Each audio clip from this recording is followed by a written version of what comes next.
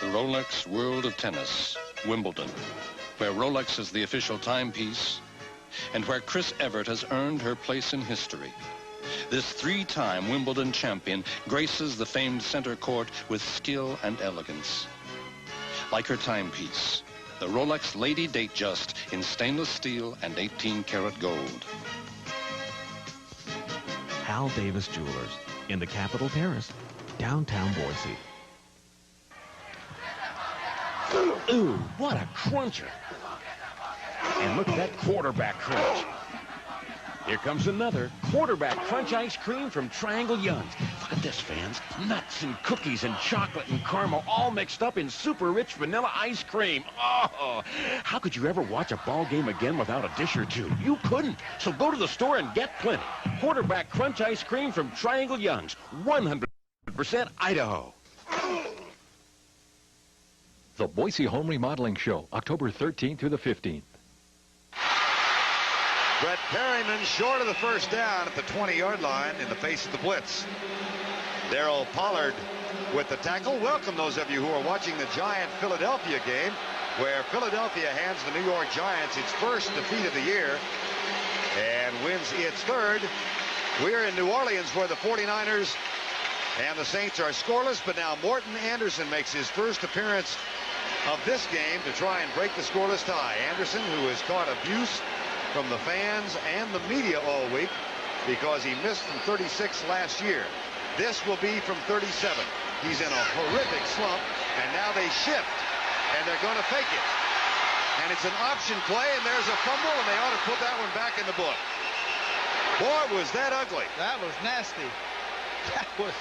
Oh, was that ugly. That's George Winslow, the punter.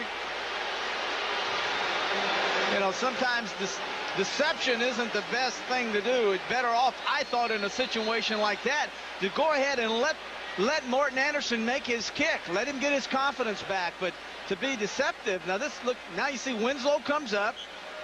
Everyone shifts over. You have to be eligible if it's a pass, so when they go out of position, they can't receive the football. And then simply the right guard pulls left, and the left guard pulls right, and it's a sandwich on their own quarterback. They tried to get it to Bobby Morse, who had a 39-yard run on a fake punt a week ago. But the 49ers take over on the fake field goal that went awry. Bruce Colley recovered it. Roger Craig. Boy, he's been stymied here early on, Terry. Well, the thing that's happened with the 49ers, Roger Craig is a weapon. And one thing good defenses are going to do, they're going to do their doggonedest to take away your weapon. Roger Craig's most success last week was outside. The inside running was successful because Rathman was running inside. Rathman and Harry Sidney were inside, and then once they pounded inside the 49ers, then they sent Craig outside with lots of success. Thus far in the game, Craig was 6 yards on 4 carries. Second down, 10. Blitz threatened by the New Orleans Saints. Now Wayner Dancy's back. He's moving to free safety position this year. Well, Montana's making the audible. Quick flip, left side, John Taylor. Flag is also down. Coy Cook with the tackle. So let's check the flag now. The refereeing crew today, the head is Red Cashin. Excellent job by Montana. Even with the fake by Waymer, Waymer backed off about 10 yards. It still was a safety blitz, and Montana knew that. Offside New Orleans. All he's doing is playing with these corners. Little hitches, little hitches. Now they'll throw that safety blitz in there, and Montana will take his receivers and go deep with them. Or quick slants, which is the same thing. Hit them, let them run. Cashin trying to figure out who it is. Offsides, number 40 on the defense, still second down. Yeah, that's Robert Massey. He's the rookie out of North Carolina Central who will be matched up for much of the day with Jerry Rice, and he said it's a challenge he's looked forward to since the day he was drafted. As a matter of fact, his buddies and his friends and his family have all been calling in and wishing him luck this week. I would kind of be a jinx, wouldn't it? Good luck. It's like you know something bad's going to happen. Second and 4. No score. 3:15 to go first quarter. Play fake. Montana settles for the short man, Roger Craig. There's the patented high step, and he's tackled, but he does pick up a first down at the 34. Vaughn Johnson made the stop. Go back to the story of Roger Craig. 131 yards against Indianapolis, and then look what happened the last 3 games. He's lost yards on 5 carries, has not gained a yard 8 times, 16 times on carries, only 1 to 3, and only 5 times has he been over 6 yards. And well, we'll get to some more of that a little bit later. I've got some observations on that as well, Vern. 1st and 10. There's your slant. Jerry Rice slips a tackle, slips a second, and it's a 1st down, San Francisco at the New Orleans 45. Right. Anytime a cornerback presses a wide receiver, you have 3 options. See the press by Torrey Cook, 41. See how close he is? That's called a press. Now, the one thing the Saints cornerback said we will not allow happen this week, we will not allow the wide receivers of the 49ers to get inside. Well, Rice got inside. 3 things that happen when you press. You run quick slants, you run quick takeoffs, and then you run slant and ups. 23-yard gain for Jerry Rice. Had only 2 catches last week in the loss to the Rams. Roger Craig, Guy McIntyre in front. And then Vaughn Johnson makes the tackle. But a picture-perfect shot of the pulling guard, Guy McIntyre. Really, and that's what I was going to say earlier. I believe that with Guy McIntyre at left guard instead of Jesse Sapulu, I believe the running game of the Saints featuring Craig is better to the outside because of the quickness now of McIntyre at left guard. When Cross was at center and Zapulu was at left guard, I thought the running game for Craig was ideally set to go up the middle because of the power blocking that those guys provided. Now it's a quicker line, more sweeps. Jim Kelly, by the way, separated his shoulder in that loss to Indianapolis. 2nd down. Roger Craig stuffed.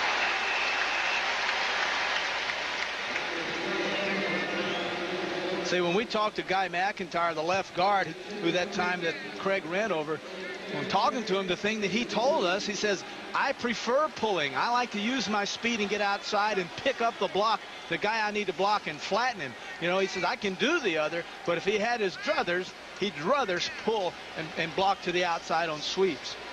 At 265, you'd think he's huge, but he's really one of the smaller guards in the league. There's Guy McIntyre, nicknamed Angus. 3rd and 3, final 30 seconds of the thus far scoreless 1st quarter. Play fake. Montana. Rathman. Sam Mills, number 51, and a forearm shiver from Rathman delivered to Robert Massey. Yeah, Rathman's still mad about that fumble last week. He feels bad. He thinks he cost, and, you know, rightfully so, but that he cost the 49ers that game against the Rams. So Rathman's got a little, you know, he's a little hot carrying over from last week. But Mills, man, what a play he made. Great quickness, saw the pass. Rathman had the angle, and Mills got there and made the stop. Sam Mills, 5'9", 225 pounds. There's Tom Rathman, who a year ago, in touching the ball 306 different times. That's running, receiving, kickoff returns, no fumbles. And yet the big one last week. We've reached the end of the 1st quarter. No score. The 49ers and the Saints. The only threat thus far was an apparent field goal attempt that turned into a fake field goal and a fumble. Morton Anderson was lined up to try a 37-yarder, but the fake field goal didn't work. You know, last week, these same 49ers who today in this 1st quarter, their time of possession, I don't exactly know what it is so far, but it's been, I'll guarantee you, they've had 13 minutes of this 1st quarter. But the thing about them, they had the time of possession 2-1 in their favor last week, and yet still lost to the Rams. So time of possession sometimes can be extremely misleading. I remember a guy who used to say, it's the most overrated statistic in all of football.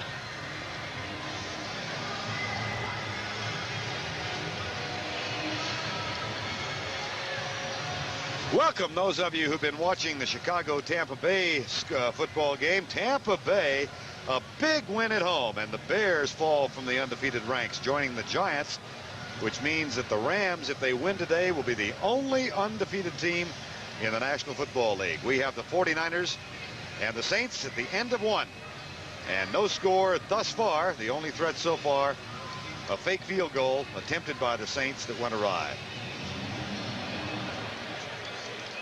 Now we want to welcome those of you who've been watching the Detroit-Minnesota game. The Vikings hang on to hand Detroit its 5th straight loss, 24-17. Minnesota goes to 3-2. Steve Court, Joe Hilgenberg on the Saints sideline. We are about to begin the 2nd quarter of 4th down now for the San Francisco 49ers. And Lonzell Hill has gone back in expectation of a punt from Barry Helton. Vern Lundquist, Terry Bradshaw here from the Superdome in New Orleans. A game that was originally scheduled for San Francisco but moved because the Giants are into the playoffs and will be at home to the Cubs tonight. Barry Helton will punt on 4th and 3. No score in the game. First play of the second quarter. Excellent punt. Whoa, what a dandy by Helton.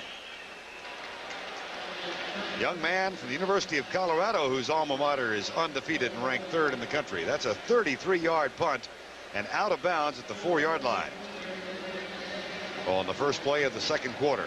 That's easy. You know, Barry Helton likes to, when he said I kick to the out of bounds, I kick to my left. It's easier because I come across my body with my leg. And also I like to kick it lower because I can control the angle. If I try to kick it high, you never know if the nose is turned over or whether it goes sideways and it either float into the end zone or it'll be extremely short. Helton, who was a high draft choice in the 49ers last year and then was cut after he'd gone back. He had such problems in preseason. He went back to talk to his punting guru at Colorado. Cut him, and then after the first game here was re-signed, the season opener.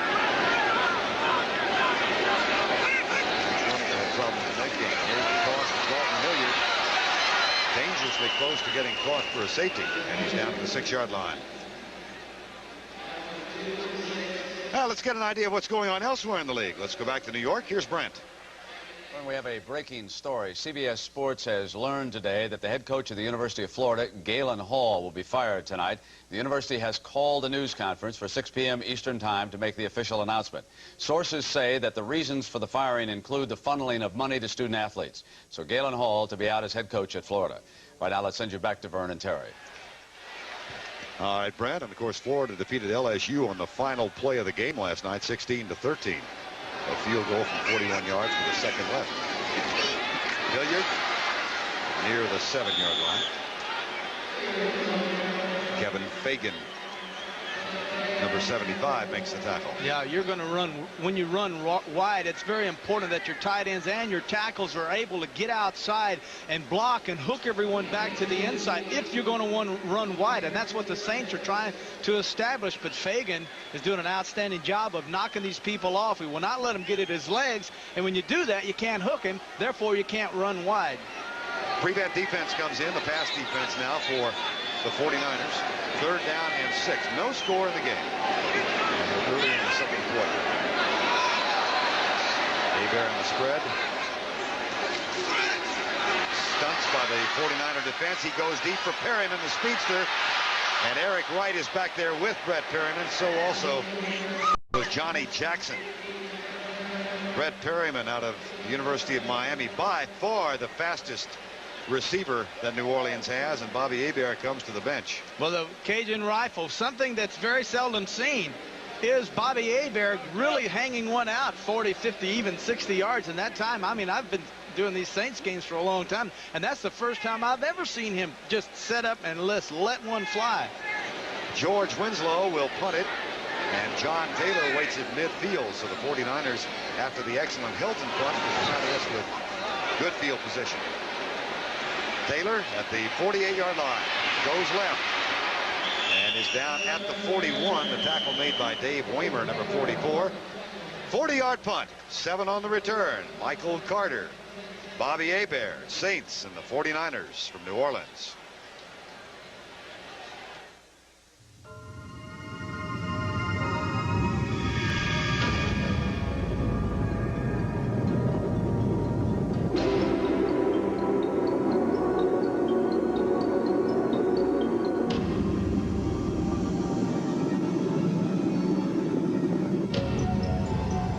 Accord from Honda.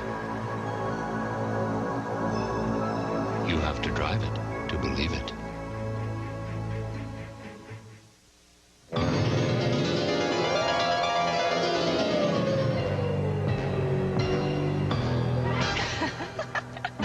Ooh, scary. Tired of wearing the same old face Halloween after Halloween? Why not try a Fright Night nose mask from Bud and Bud Light? There's Batface, Scary Witch, Mr. Pumpkin, and Big Black Cat. Best of all, these amazing masks are available where Bud and Bud Light are sold. So, next time...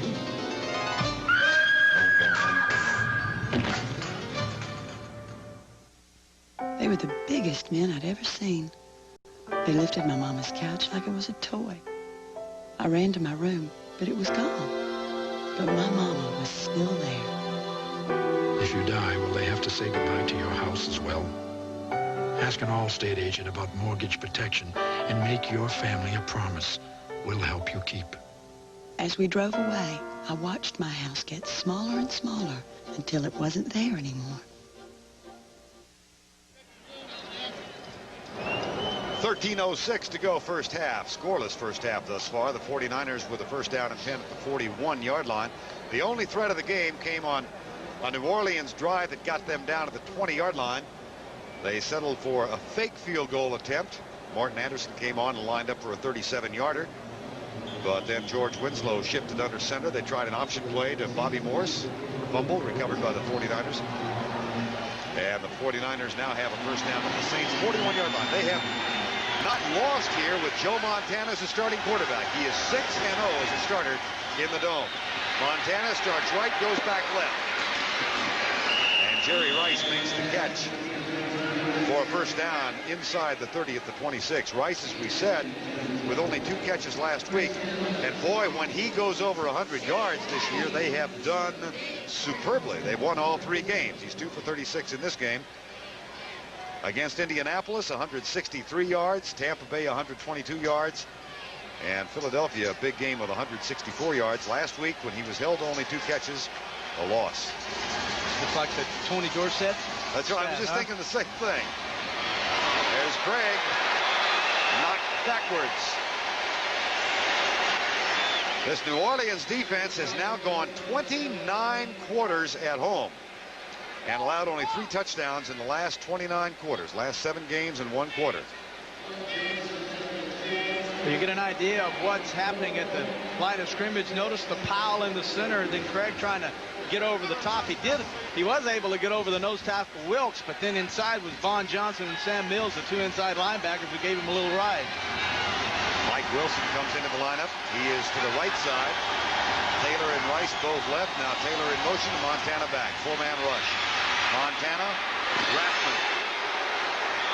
And Rathman and Toy Cook collide at the 18-yard line. Rathman, the bigger athlete, and gained a couple of extra yards. There's Toy Cook, who's starting now for the 2nd week in a row. 8th-round draft choice from Stanford, where he was a multi-purpose athlete. He was an All-American baseball player and helped lead Stanford to the World Championship Collegiate World Series in 1987.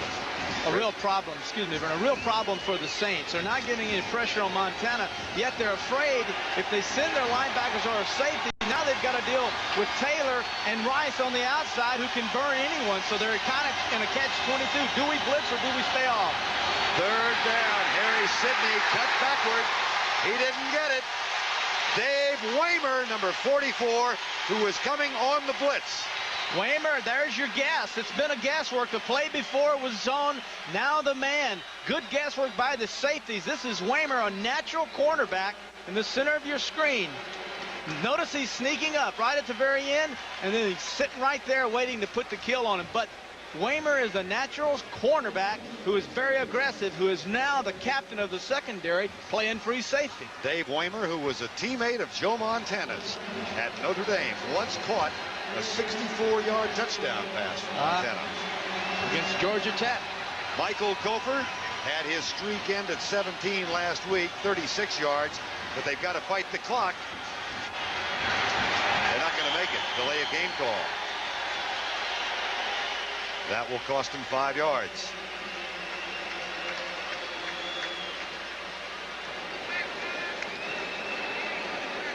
Morten Andersen, we told you, has had problems kicking the ball here. It's a delay of game call against the 49ers. Delay by the offense. It's still 4th down. Andersen has had his problems, but look at this. Opposing kickers have made 14 in a row. Well, you got no wind. The last guy to miss was Rich Carlos of Denver last year. This is from 41 yards out, Michael Kofer. Barry Hilton to hold. It's 15 in a row.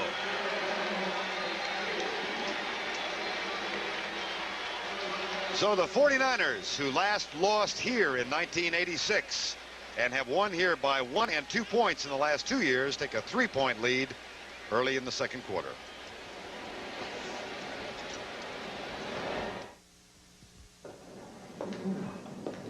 Did you know that if you're not using AT&T and your 800 number goes out, it could be down for hours? If it does, to your customers, you're out of business. And all you can do about it is sit around and wait. Hi, how may I help you? But if you use AT&T 800 service, you get the AT&T 800 assurance policy.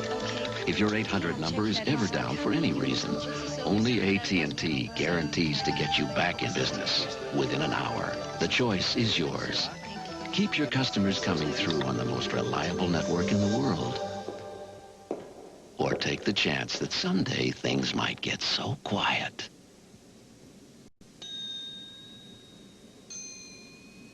Reliability, another AT&T advantage.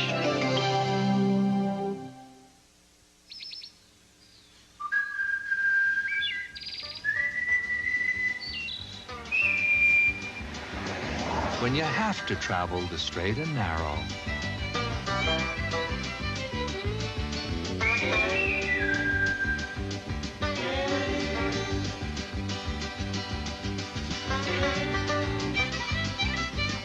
Milk it for all it's worth.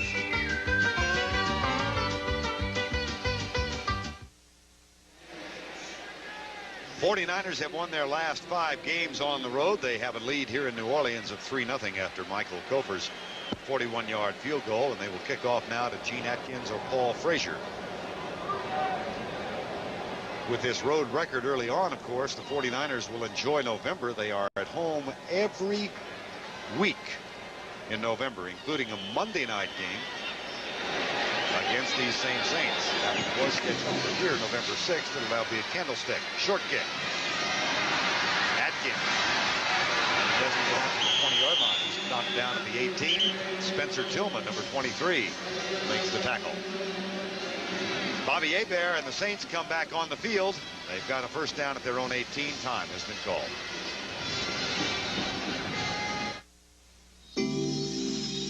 Glad to be in America, back in the good old USA. I've been missing my baby, the sweet green earth, and a pure simple meal made America's way. A lean quarter pounder hot off the grill with crispy golden fries. America's meat and potatoes. I'm home. That's McDonald's.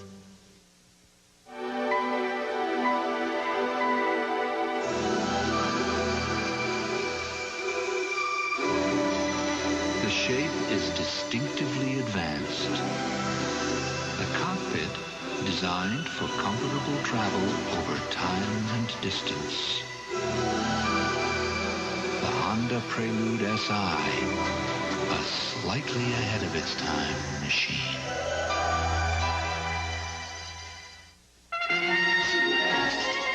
Today's Duracell battery lasts up to 30% longer than the one from a few years back. Duracell. You can't top the Copperton. The fiber that's pound for pound 5 times stronger than steel and is used in this bullet-resistant vest makes up the unique belt of Road Handler Treadlock radios. Great low prices, Road Handler tough. That's your money's worth and a whole lot more. An SEC collision. Tommy Hodson pilots LSU against Reggie Slack and Auburn. Tiger meets Tiger next Saturday on CBS Sports. 9:40 to go. First half of play. 49ers lead the New Orleans Saints before a full house here at the Superdome in New Orleans. Saints came in 1-3. They won their opener against the Cowboys here, 28-0. They made it look easy, but then so has everybody else against the Cowboys so far this year. And then they lost at Green Bay, at Tampa Bay, and lost here at home against the Redskins last week. A heartbreaker, 16-14. Bobby Hebert, screen pass, left side. Hayward with Brad Edelman out on in front of him, but didn't gain much. Yeah, screens are designed to slow down a pass rush, and that time the quarterback Hebert just had a simple little screen on, and he caught the perfect defense, just a plain old simple zone, and well executed. And just you think against those zones, Vern, you'd be able to get guards out, tackles out, and pull and block people. But big men, when they're pulling, have a harder time blocking little guys downfield. It's just harder to do, and therefore didn't get as much out of it as they'd like. Got 4, second down, 6. Sets up to the right side. Stunts again by the 49er defense across the middle. Dalton Hilliard can't get out of the tackle and is dropped by Jim Fonhorst, number 55, at the 28-yard line. Teams used to take their people and slide their guards to Haley, 94. But one of the big changes in the defensive lineup of the 49ers is 94 Charles Haley is a linebacker. But here of late, last week especially, he played at defensive end position the entire game. He's down as a defensive lineman, which takes off. Now the 49ers are a 4-3 team, not a 3-4 team. And he doesn't necessarily like playing that down position. No, he says, I see better standing up. I can see the guards. I can see the quarterback. I don't like being down. 3rd and 2. New Orleans, they trail by 3-0. Lonzel Hill starts in motion, followed by Don Griffin, and Hebert will throw on 3rd down. Got a man across the middle. It's Lonzel Hill. And Mo Hill is out of bounds with the Saint first down at the 41-yard line. Lonzel Hill. Master of everything. That's what the Mo stands for, but the master of everything shouldn't have stopped then. If you're going to get hit when you stop, Mo, go ahead and get on out of bounds. If you're not going to get any more yardage, you might as well get out of bounds. Excellent protection. We were concerned. I'm not playing. The Saints were concerned whether or not they could hold Carter out, the nose tackle. Well, good job by his guard and center. Crossing routes, hey, let's say it like it is. Crossing routes are the greatest routes in football if you're going to throw it. That's good for a Saint first down at the 41. 7:54 to go first half. 3-0. San Francisco leads. Obi Turner starts in motion. Craig Hayward gets the handoff. And Michael Carter comes over from behind, number 95, to wrap him up. Michael Carter, who I remember having done this game a year ago, the season opener, just had a huge day against the Saints, and he usually does. Yeah, well, the thing that makes him so great is the Saints offensive linemen say the guy's got the longest arms you've ever seen. And when we come up with our hands to get him on him, Vern, his arms are so long, we can't get near him. It's, you know, you're swinging at him, and you're like, he's got his arms in your chest, and all you're doing is fanning air. But he's got long arms, he's low to the ground, and extremely strong. Point, 2nd and 9. 42. Split backs.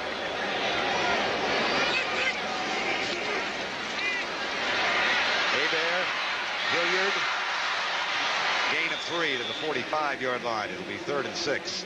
Jim Fonhorst and Chet Brooks, number 31.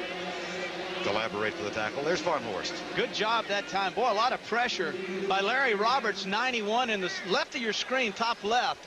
Larry Roberts plays off the ball another yard because he's a natural right-hander and he's playing left defensive end. You're looking at Carter. Good job by the Saints on him. But Roberts, 91, is a guy that deliberately gets off the ball another yard to allow himself to gather up the proper technique to rush the quarterback. He's naturally a right-hander playing out of position. 3rd and 6. Saints are 2 of 5 on 3rd down conversions thus far. They lead the league in 3rd down conversion. Better than 50%. That one won't be one of them. It's trapped. Tom Holmoe, number 46, picked it up. And Hebert is down. Yeah, Hebert didn't have any time. The reason is that's the deep pass, and deep passes just take longer, and Hebert had to anticipate where his receivers were going before Charles Haley and Larry Roberts got in there. Those two guys put a lot of pressure on Hebert. He just had to get rid of the football. Charles Haley heads to the bench. George Winslow comes on to punt. If you joined us late, Winslow was on as a holder for Morton Anderson midway through the first quarter, a 37-yard field goal. But they tried a fake. He went up under center to take the snap on the option, and it was fumbled, and the 49ers recovered. The 49ers have a 41-yard field goal. They only scored thus far in the game. That is not a great punt. John Taylor, I thought he called for a fair catch. The Saints thought he called for a fair catch. Now, finally, a flag comes out. You know, if you're outside, Vern, and you put your hands up, if you don't go beyond your head, you can use your hand to shield the sun from your eyes. That don't work here. But it doesn't work here because we're indoors. There's no sun. Okay, look at Taylor. There's the hand. That's the way of the game. By the receivers, 5 yards, first down. Probably what Taylor was saying. He waved it off thinking he didn't have enough time to return the punt. And then the ball came down. He looked downfield and said, oh, my gosh, hey, I'm going to catch this baby and go with it. Didn't work.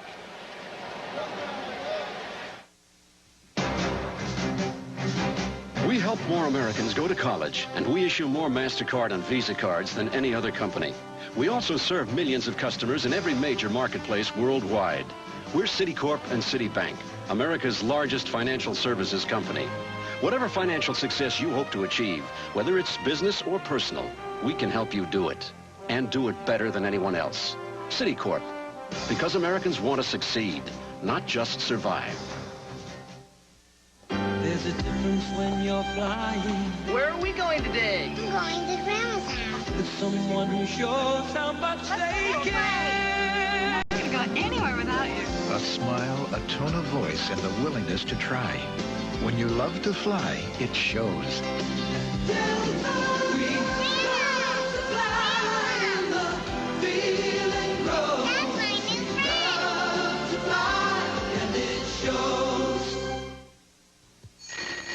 Oh, 5 more minutes. It's their anniversary. Let's call in sick. Can't. Oh, 10 years deserves something. True. Haven't I made you coffee for 10 years? Haven't I had to drink it? Now, come on. Why? Show your friends this. Happy anniversary. Oh, it's beautiful. The Diamond Anniversary Band. This year. Tell her you'd marry her all over again. Okay, I'll show him. Tomorrow.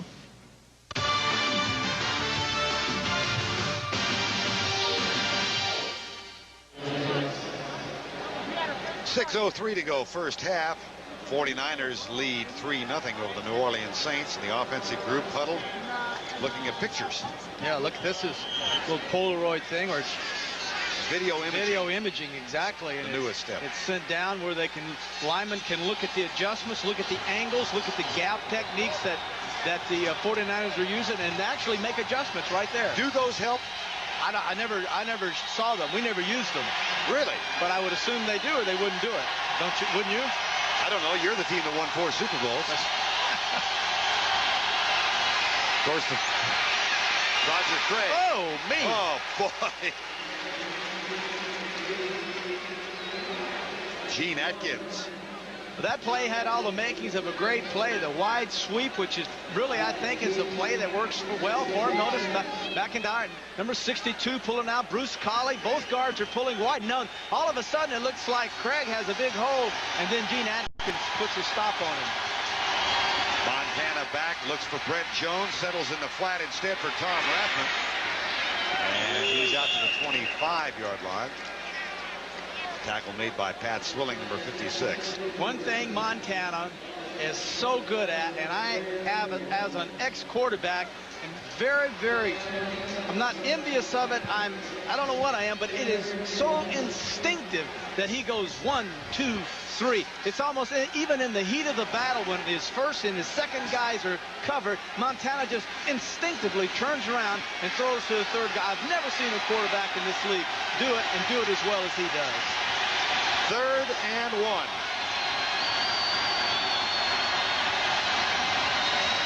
Play fake. Incomplete. Too cute. Ricky Jackson was right in Montana's face after the fake toss. Yeah, you know, this is play action. It's to fool linebackers. Notice Vaughn Johnson takes it. They pull everyone, but then the guy you've got to worry about is Rathman. Now, he is open. It was a bad throw by Montana, but sometimes things are just too cute. That'll bring on Barry Helton on 4th down and 1. 4:45 to go first half. A 3-0 score. Helton's 4th punt. 49ers have a 41-yard field goal from Gopher. Lonzel Hill is about to return his 3rd punt of the game. Helton put one out of bounds at the 3. That's the reason for the disparity in the numbers between the two. And Hill doesn't get much of a return there. As we said, Derek Shepard, who fumbled a punt last week, was waived. 34-yard punt, 1 on the return. Saints get it back with 4:36 to go, first half. When it's the big game, will the major have to call timeout? Polly! When he gets interference from the majorettes? Watching this game is very important to Mac. It makes him happy. You idiot! Major Dad, Monday. Did you the throw. Quick pass for Rice. Got a touchdown, 49ers. It was truly a great honor to be chosen as the most valuable player in Super Bowl 23. Hey, it's Jerry Rice. But I have come to know that there are a lot of people who are the most valuable players in their community. Here in San Francisco and in every city in the nation, there's a critical need for professional daycare services. And here at the Holy Family Daycare Center, these kids are getting the love and the care they need. And for all of you who give to the United Way, you are the MVPs, the most valuable people in San Francisco. All right. Out there are the people who give to the United Way because they care. They are the real MVPs. So from this MVP and his family to all of you, I want to say thanks. The United Way, it brings out the best in all of us. This message furnished by the National Football League. CBS Sports coverage of the National Football League is sponsored by Bud Light. Everything else is just a light. The good time, great taste of McDonald's. And by Honda, who invites you to test drive the new Accord. You have to drive it to believe it. First down 10. New Orleans Saints have the ball at their own 42. 49ers lead it by 3-0. Saints have been a good first half team so far this year. Their horrendous problems, Terry, have come in the second half. And if you looked at their offense, you would always look at the quarterback and say, obviously, he's not playing well in the second half. But Hebert is tops in the National Football League in passing percentage. He's a 70% passer, averaging about 250 yards a game, 3 touchdowns, 3 interceptions. Very, very good quarterbacks. First down and 10 from the 42. 4:36 to go. Corner blitz threatened now. Or safety blitz it is. Out the middle. Whoa. Greg Hayward almost broke it. Stumbled as he crossed the 45. But once again, to bring you up to date on the offensive structure of the Saints, is Hebert, even in safety blitzes, he's very limited, Vern, in what he can do. If it's a run, he can only audible to two more runs. If it's a pass, just 2 more. He cannot go through the whole game plan and pick out what would be best against a blitz. So he's restricted, whereas Montana isn't. Second down and 3. Ball to 49.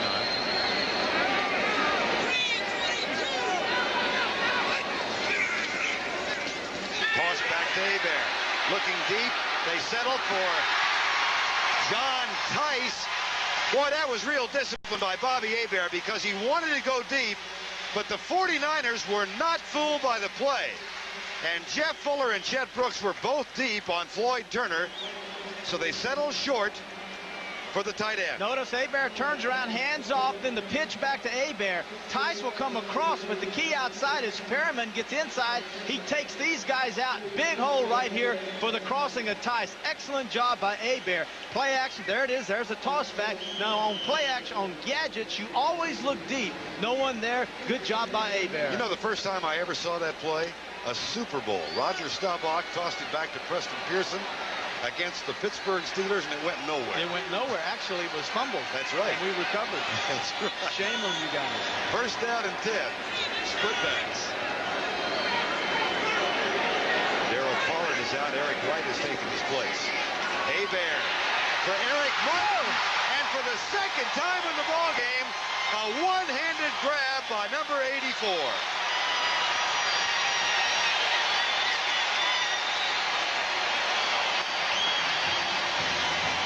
Is a gain of 23. With the motion of the back coming to the outside, 34 Haywood. With the motion of him, it gives Hebert the read that it's man coverage. And on the inside, you see Martin is lined up man-for-man coverage. A very easy read for Hebert, the quarterback. Once again, Donald Griffin has him man-for-man. Good coverage, just a great catch. Eric Martin made a one-handed grab in the first quarter to set up what became a fake field goal attempt. And now 2 1:27 to go in the first half. Hebert back across the middle, incomplete. Oh.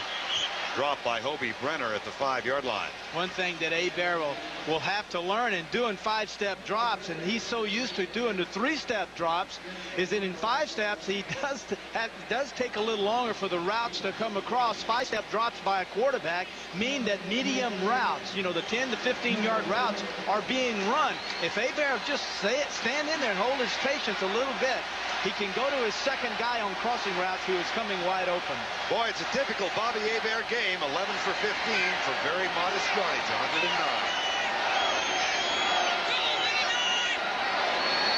Hayward starts in motion. Second down and 10. Dalton Hilliard to the 9-yard line. And there's an indication of a fumble by the 49ers. Chet Brooks says he has it. Line judge says, no, you don't. Said he was down. That's John Alderton, the line judge. You know, with Ruben Mays being operated on this coming Friday for a right Achilles heel injury, he had the left one operated on. Hilliard now is the featured back, and he's done an excellent job. The Saints would like to feature a solid running game to take pressure off of Hebert, but so far it's been Hebert's passing that's been the offense of the Saints.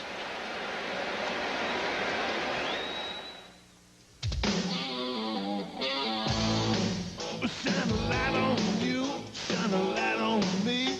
Keep your light shining for everyone to see. Every day, more and more people are getting together over an ice-cold Bud Light.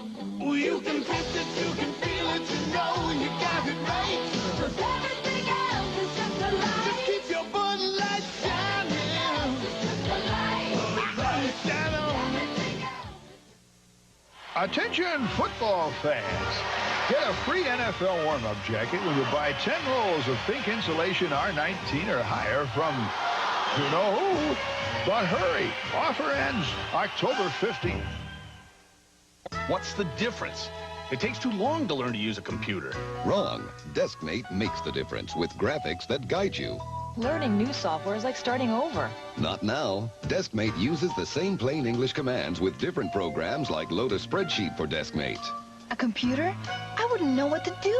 Now you will. DeskMate makes the difference. DeskMate is simple. It's PC compatible. DeskMate is even easier on Tandy computers. The friendly face in the PC crowd at Radio Shack and participating dealers.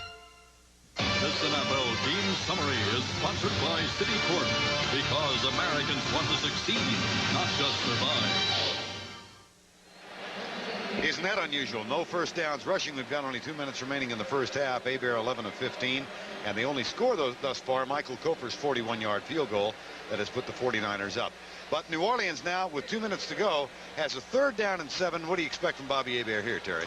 Well, you're looking, obviously you would think pass. I don't know. They did the gadget on the fake field goal, but you would think that it's going to be some type of man coverage, tight coverage, because they have such a short distance, and the crossing routes are just the greatest thing in the world here. So I would think that they would try to throw the ball and use it on crossing routes. That's what I'd do. What do I know, Vern? Well, you like that tie, don't you? Did you pay for that?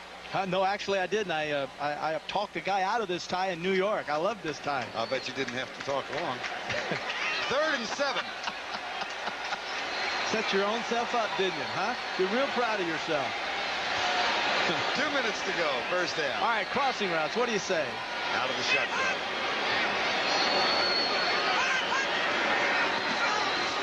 Into the end zone, left side. Perryman bumping, flag. 1st and goal.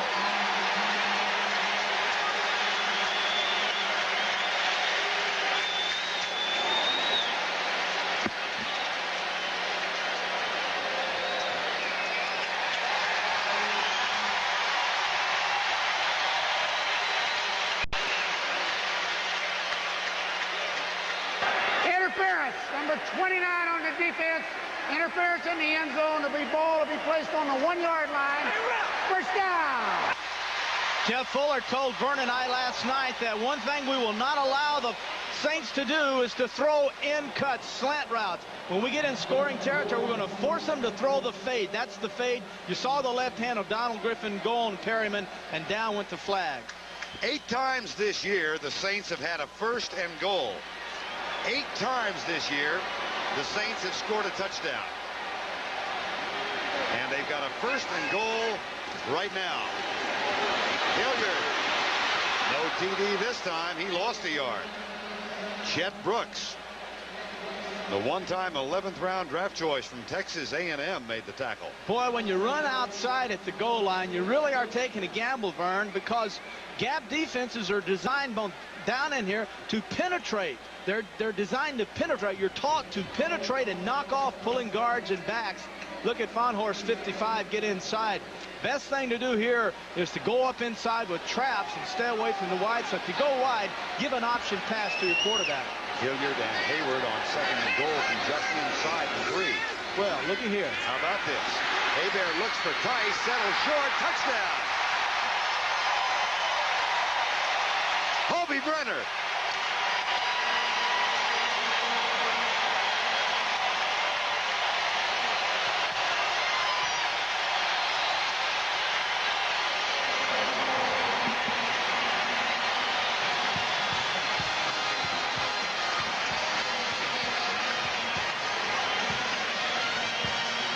His 2nd touchdown of 1989. Pat yourself on the head. Well, I'm telling you, Vern, this old dog, I liked it down here, and if I wanted to really hurt someone, I wanted to get outside play action, and I was either going to run it or throw it. And Hebert with a bad right ankle, outstanding job by him. Morton Anderson to try and make it a 7-3 ball game.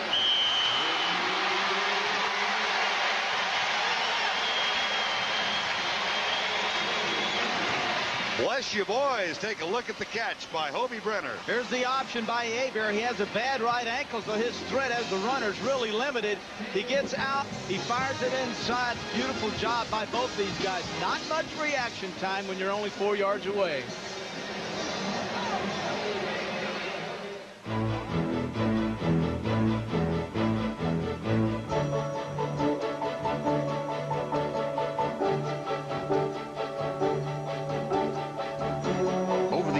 Much has changed about the game. Today, the best in the business fly. And the airline that takes over 300 college and pro teams to their chosen field is United. Come fly the friendly skies. What are you doing? Hey, Dave, where'd you get that chin? What's wrong with my chin? Where'd you get that nose? It's Dad's. How do you shave under that thing? Now there's a razor as unique as the Thomas face. The new Slim Twin razor system. Slim Twin has the slimmest cartridge to shave hard-to-reach places, and a choice of pivot or fixed head shaving. Dave, I'd give Dad back his nose. What's wrong with my nose? New Slim Twin reaches every place on every face. From Schick. My poor brother, Tom. Every time he tried to see what he was missing, he would miss what he was seeing. Then Tom got this amazing Magnavox TV that lets him watch one show while he checks out all the others on this remarkable little window. Hey, that's a smart window, Dick. That's what they call it, Tom. They call it Tom? No. They call it Smart Window, Tom. I don't know. I kind of like Tom. Magnavox. Smart choice. Very smart. Between these two, every game's a grudge match. Kids, Giants, the rivalry continues next Sunday. Sellout crowd on hand. The last 2,000 tickets for the game bought by the Saints in order to ensure the sellout, and they have enjoyed it thus far as New Orleans leads 7-3. There's a fake reverse. Terrence Flagler caught and dropped. Brian Ford, number 52, makes the tackle at the 9. And the 49ers get it back, but 91 yards away with 1:07 to go, first half.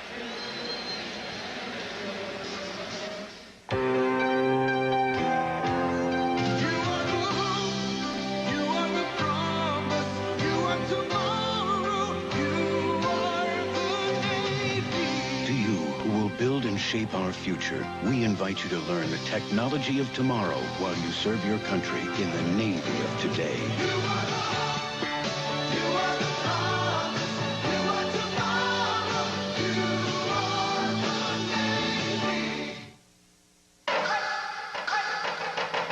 What is the taste of dry? It's bold, clean, and less sweet. The taste of dry is Michelob Dry. Brewed longer, so taste after taste. There's just no aftertaste. Michelob Dry. Bold taste with no aftertaste. Here I go again. Amazing how many friends I've got since buying my General Motors truck. These new ones can do it all. Last weekend I hauled bricks for Bill, delivered a couch for Ed, and today I'm helping to launch a career in music for Barney's 6-year-old. The way I look at it, I'm as popular as my GM truck. This year, as for over 50 years, GM has sold more trucks in the U.S. than any other company. You are going nowhere. Will outside interests mark the end of a beautiful friendship for Jake? I quit. And the Fat Man, Wednesday. Bobby Hebert talks it over with Carl Smith, the offensive coordinator. Bobby with a touchdown toss to Hobie Brenner that has given New Orleans a 7-3 lead with 67 seconds to go. He is 12 of 16. Joe Montana, 8 of 12 for 63 yards thus far. Four-man rush into the face of the prevent defense, and Jerry Rice has a first down for the 49ers at the 20. Both teams have all 3 timeouts left. 49ers will not use one here. They'll go with a no-huddle offense. 50 seconds to go.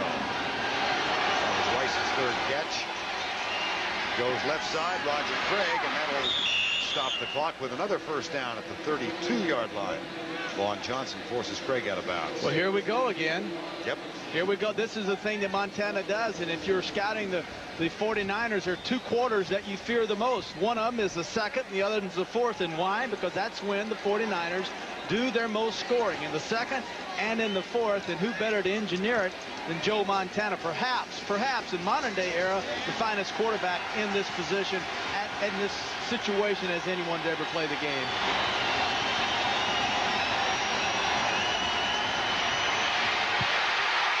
Double pass. How about that for a heads-up play? Rathman gets it, and now the 49ers will stop the clock. What did I tell you earlier? This guy's got a knack for just doing the impossible. There's the 49er timeout. Joe Montana, number 1, was sacked. Everyone was covered. Now, I promise you this, number 16 looked at all 3 receivers that were out on the route, and when the pressure hit him, he instinctively turned around, and he didn't throw the ball. He didn't pass it to Rathman. What did he do? He shuffled it. Amazing. Today's small cars are tougher than ever on oil. Their high-compression engines not only rev high, they can run hotter than regular small car engines. Their searing heat can begin to break down an oil immediately. That's why there's Castrol, the motor oil that in every grade provides maximum protection against viscosity and thermal breakdown. So use Castrol before your engine does something to get you heated up. Castrol, engineered for today's smaller cars. I've been working out for quite a few years now.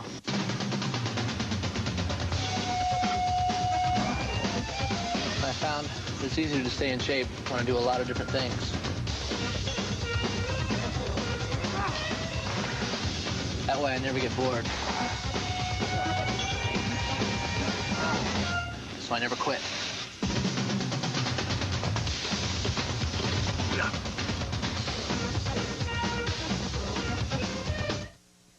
When you've got your Power Stroke going, nothing's gonna beat you.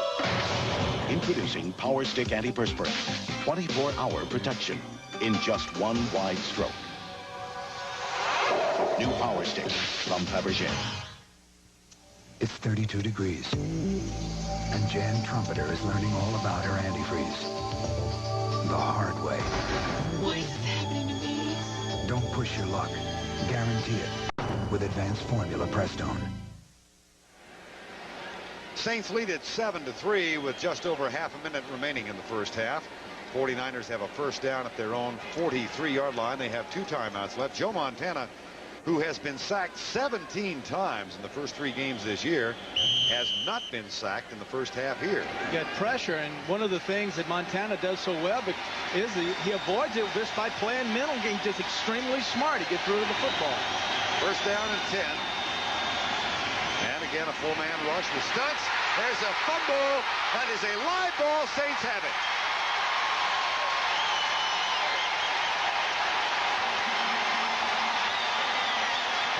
Swilling, number 56, got to Joe Montana.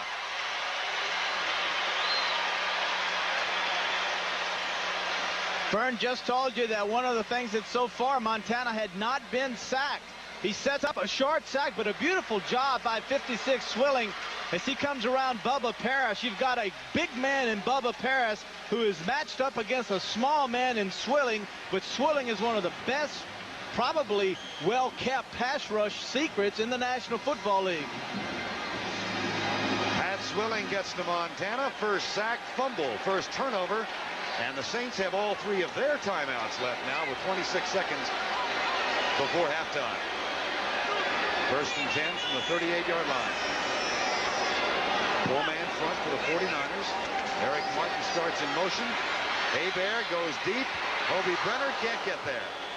And way downfield was Lonzel Hill. You notice Hebert with those big teeth, he got him knocked out in Tampa, and he's waiting on his new caps to come in, but he fusses and gripes and screams and hollers, and he said it's as much as I am mad at myself. It may appear that I'm yelling at receivers and linemen, but I'm mad at myself. And if when he sees the tapes of this, he'll notice that when he cocked his arm, Perriman 80 was wide open in the end zone. Martin Anderson wants nothing more than a chance to redeem himself. He has been in agony all week after missing the 36-yarder that could have given the Saints the victory last week. Talked to him before the game, and he said he's never been through anything like the last week here in New Orleans. Here's Hebert across the middle. Lonzel Hill on the crossing pattern down at the 32. Saints call timeout with 14 seconds to go. And Bobby Hebert comes toward the sideline. There's Morton Anderson. Signed a brand new contract last year, and then only 3 for 7 this year. College football coming up next Saturday. Speaking of local teams, the LSU Tigers will take on Auburn next Saturday at 2:30 Eastern Time. That LSU bunch is struggling. Well, they got that Hodson, Tommy Hodson, who is one of the top quarterbacks in the country. Probably the best senior quarterback coming out, and was primed as a Heisman candidate. He didn't want any part of it last year, and certainly this year he won't have to worry about it because he's not having a great year. New receivers and young kids in that offensive line, but the Tigers are struggling. Lost a heartbreaker to Florida, but Reggie Slack and Auburn coming back after a loss to Tennessee a week ago. They won up in Kentucky yesterday, and Auburn awfully tough to beat. Pat Dye down in Auburn, and Tigers versus the Tigers ought to be a dandy. Bobby Hebert goes back on the field. If the Saints hold this lead, and it appears they will have a lead at halftime for the 3rd time this year. They led the Cowboys and won. They led in Green Bay 24-7 and lost. They were tied with Tampa Bay. They led last week 14-3 and lost. 3rd and 4. Look for the corner routes. Both these receivers love to run into the post and back to the corner. 4 wide receiver set in a 4-man rush. Down the sideline, a bump, but it's ruled incidental. And Morton Anderson apparently will come on now on 4th down with 9 seconds to go. Yeah, you don't want to do that in a situation like that. That was zone 2-man. That's a terminology that's real too technical. Listen to the crowd for Morton Anderson. They threw ice at him last week when he missed the game. He has been in a horrid slump, as we said. In the first 9 games of '88, 18 of 21. In his last 11 games, including the last 4, he is 11 of 22. This will be from 49 yards away.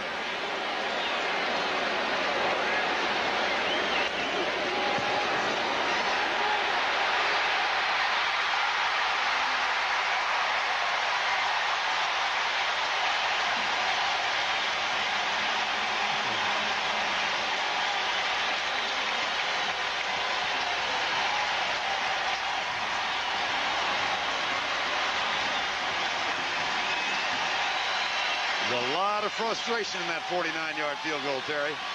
He nailed this. He hasn't been kicking poorly. He told us that he's lined up, and he said, I hadn't been paying attention to the hash marks. I've been having to kick from the hashes, and I've just absolutely not paid that much attention to it. But you think kickers aren't exposed to pressure, and when you kick poorly, when you have a chance to win a game, you let everyone down. You feel like you do. Now his teammates are going to come out to congratulate him. He wants no part of it. Look, he's running away from him. Get away from me. Where were you last week when I needed you? Fans are cheering. Fans are going crazy. Yes, Morton, you're our guy. You're our hero. He now knows what it's like. When you win, they love you. When you miss them, they don't like you. Morton Anderson got an education. It's an old line, but Morton Anderson revived it this week. Somebody asked him if he had thought about suicide. He said, yeah, I did, and I missed with a bullet wide right. That's been used by a lot of comedians. But he really has had a tough week. He's had a tough week because he's never been through a week, and even his own coach, Jim Mora, told us, he said, I can't believe what's happened to him. He said, I can't believe how they are treating him here. He was actually in shock and surprise himself. Here's the return by Harry Sidney, and he's out to the 38-yard line. That is the final play of the half. Brett Thurb coming up with all scores and highlights and the latest information at halftime. The Saints lead for the 4th time this year at halftime. CBS Sports coverage of the National Football League is sponsored by the new Schick Slim Twin Razor System. It reaches every place on every face. U.S. Navy, you are tomorrow. You are the Navy. And by General Motors, the mark of excellence. No place like America. Anywhere, every face tells a different story. But there's a taste we all share.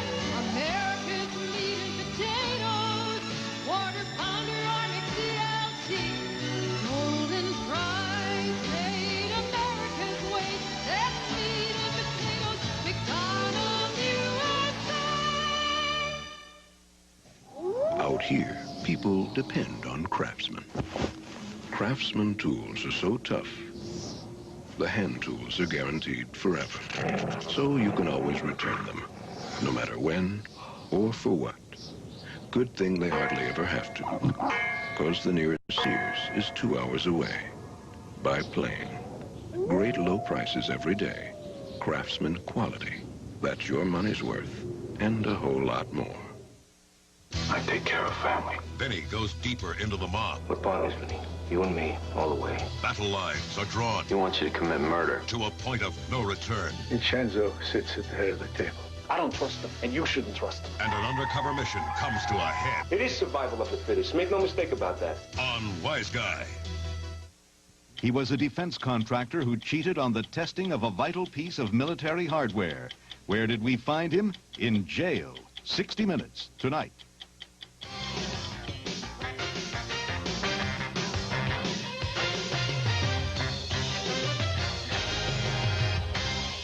On our way to the scores and highlights, there is a shakeup coming tonight in college football. CBS Sports has learned earlier today that the University of Florida is set to fire head football coach Galen Hall. Hall has a career record of 40 wins and 18 losses, is 4-1 this year with a dramatic win over LSU last night.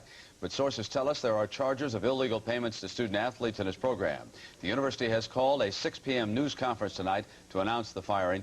Galen Hall out at Florida. Now to our scoreboard, and in the big one, as far as the New Orleans Saints are concerned, I think as everyone's well aware, you can just about kiss their chances goodbye if they don't come through against the San Francisco 49ers. And there is Hobie Brunner with the touchdown pass for the Saints, and it is 10-3 over the Niners. Meanwhile, Atlanta and Los Angeles and the Rams continue, of course, to be a very impressive football team. Brent, they are red hot right now. Jim Everett is having an all-star season. Here he goes back and hits Pete Holohan for a 13-yard touchdown. And the Falcons answer back with their own hot quarterback, Chris Miller, who goes 9 yards to Sean Collins. But Everett's not finished yet. This time he goes to Bob Del Pino for 7, and he's in for 6. What a catch by Del Pino. They have just added a 37-yard field goal by Lansford. So that is the updated story from moments ago. 20-7 Rams with the lead there. Phoenix and Washington, the Redskins leading 13-7. The Cardinals moments ago were able to come with a touchdown. Look who is diagramming plays. That's the most anybody ever paid for a play diagrammer, right, Irv? That's for sure. On the scramble here is Gary Hogeboom, his replacement, and the pass intercepted by Darrell Green, who was picked off 2, and there was the pass from Hogeboom answering back to J.T. Smith and keeping the Cardinals now in the midst of it. Now in the AFC, Denver over San Diego right now, and it is 6-3 in that game. Seattle is over Kansas City at home, 13-3. And in baseball, Oakland trying to wrap up the American League pennant today. It is 1-0 in the 3rd inning. Yes, Ricky Henderson walked. Yes, he stole another base. And yes, he scored a run on Jose Canseco's single. And we'll continue after these messages from your local stations.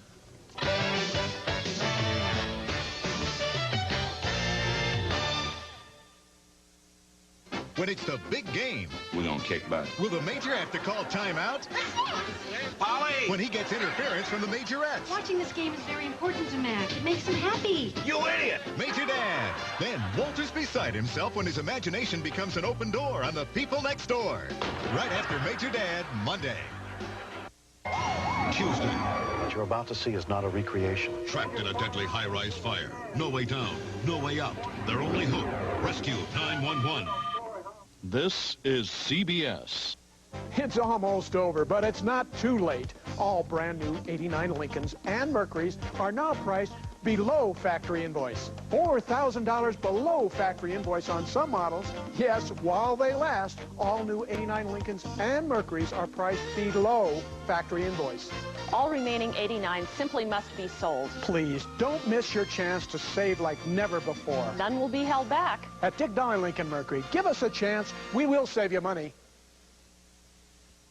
Tomorrow, Columbus Day, discover incredible one-day savings from 9 a.m. to 10 p.m. at the Bon Marché. Save 30% on the entire stock of cotton flannel sheets. Save 25% on all regular price fine and casual china. Technique's 110-watt stereo system with remote, just $6.99. This Zenith 19-inch remote TV or this RCA VCR, your choice, $279. That's tomorrow only from 9 a.m. to 10 p.m. at the Bon Marché.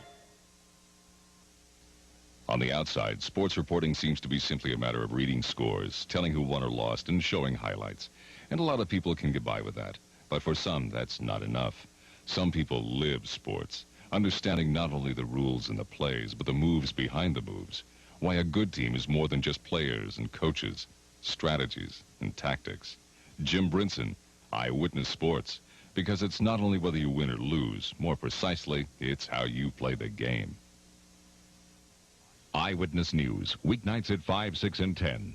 It was a topsy-turvy day for quarterbacks in the National Football League.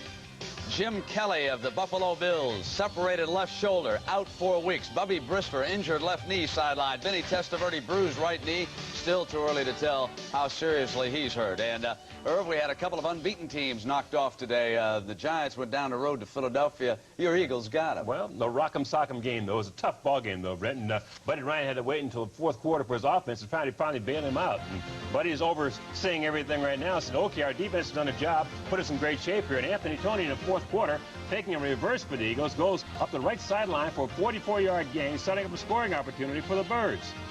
And Parcells is wondering how his defense is going to stop him. The Eagles line up a few plays later, inside the 2-yard line, handed off to Tony again, a 2-yard touchdown, and they seem to take control of the game. But Brent, Phil Simms tried to bring his ball club back in the fourth quarter, and is picked off by William Frizzell, and the Giants suffer their first defeat of the year. And the Eagles at 3-2, a game behind. And the Chicago Bears lose for the first time. And so Green Bay and Minnesota both moved to within a game. A wild one. Tampa had a lot of Bear fans on hand. Crowd of 72,072, largest crowd ever. They loved the Vinny Testaverde show. Bruce Hill bangs in one of 3 touchdown passes on the day. And Lars Tate ran extremely well from that tailback spot. 16 yards out, he's in for the touchdown. But Vinny Testaverde, hurt very late in the game, limped off, did not appear to be serious. Hopefully it is not. And Tate with the icer, 42 points they got against the Chicago Bears. And That's the most points the Bears have given up since '81. All right, over in the AFC, the Cincinnati Bengals spring to life in the fourth quarter.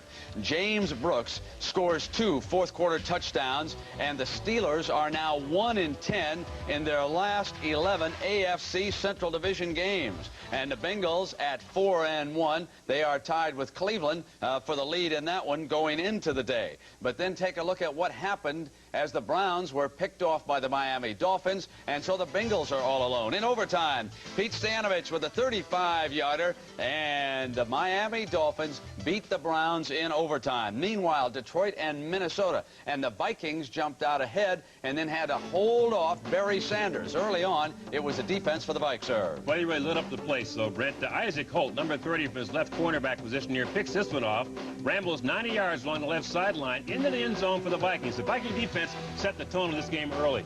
8 sacks, 3 interceptions.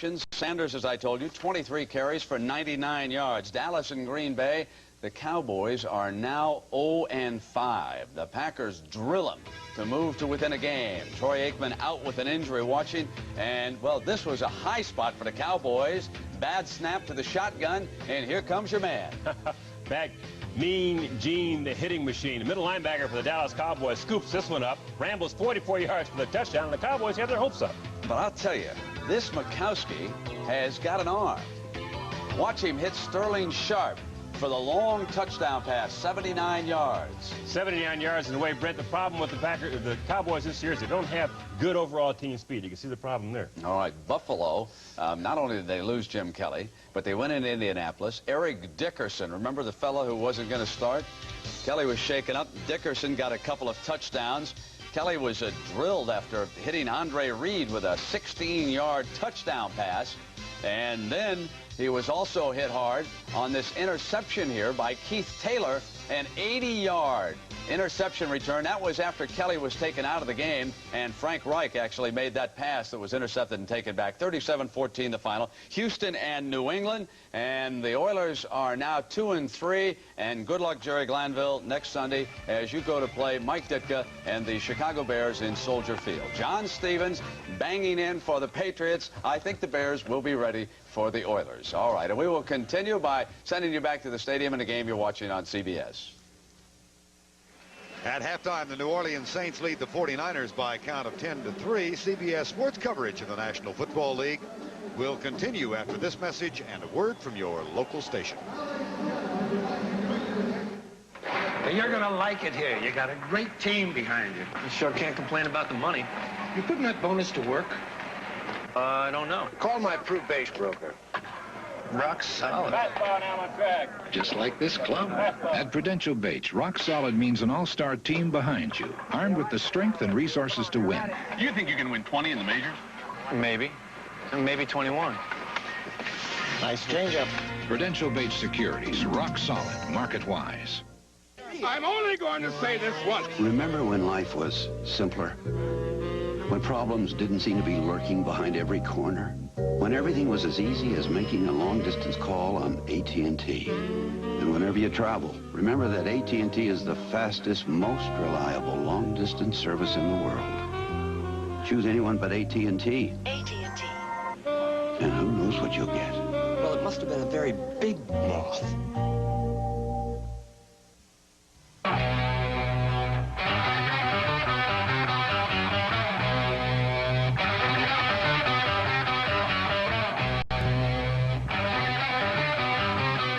Introducing Lucozade, natural energy tired bodies crave.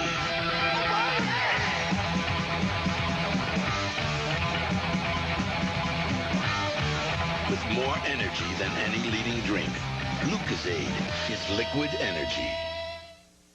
When you think of mobile phones, think of Idaho Communications. With over 30 years' experience, Idaho Communications will fit all your mobile phone needs. Why limit yourself only to Ada County when our system gives you the most effective coverage in southern Idaho? Save 60% or more over cellular. Dollar for dollar, Idaho Communications gives you more for your money. When you compare experience, coverage, service, and price, there's only one obvious choice: Idaho Communications. CBS Sports coverage of the National Football League is sponsored by Coors Light. pure brewed in the Rockies, the Silver Bullet won't slow you down. It's the right beer now. Today's Duracell, the Copper Top Battery. And by Ford and your Ford dealer. Have you driven a Ford lately? Halftime with the New Orleans Saints leading the 49ers by a count of 10-3. The Saints have had the halftime lead in every game but one so far this year, yet they are 1-3. 10-3 the score right now. We thought it might be fun to talk about some techniques that players in the NFL use to learn things like, for example, Terry, how to catch a ball. Well, sounds simple enough. Coming out of college, these stripes, as you notice, I've got them kind of taped on here. Most receivers, practically all of them we've talked to, said college football was easier to catch because they could see the ball coming at them with the stripes, and they could grab the stripes and catch the ball. And another technique a lot of the NFL receivers use, especially the young ones, is they lay in bed at night. Brent Jones I used to do this. Brent Jones of the 49ers does it. John Stallworth used to do it, and tape on the end of the ball, and then they would just sit there and throw the ball up on the ceiling, watch the tape, and then practice catching the football, just like this.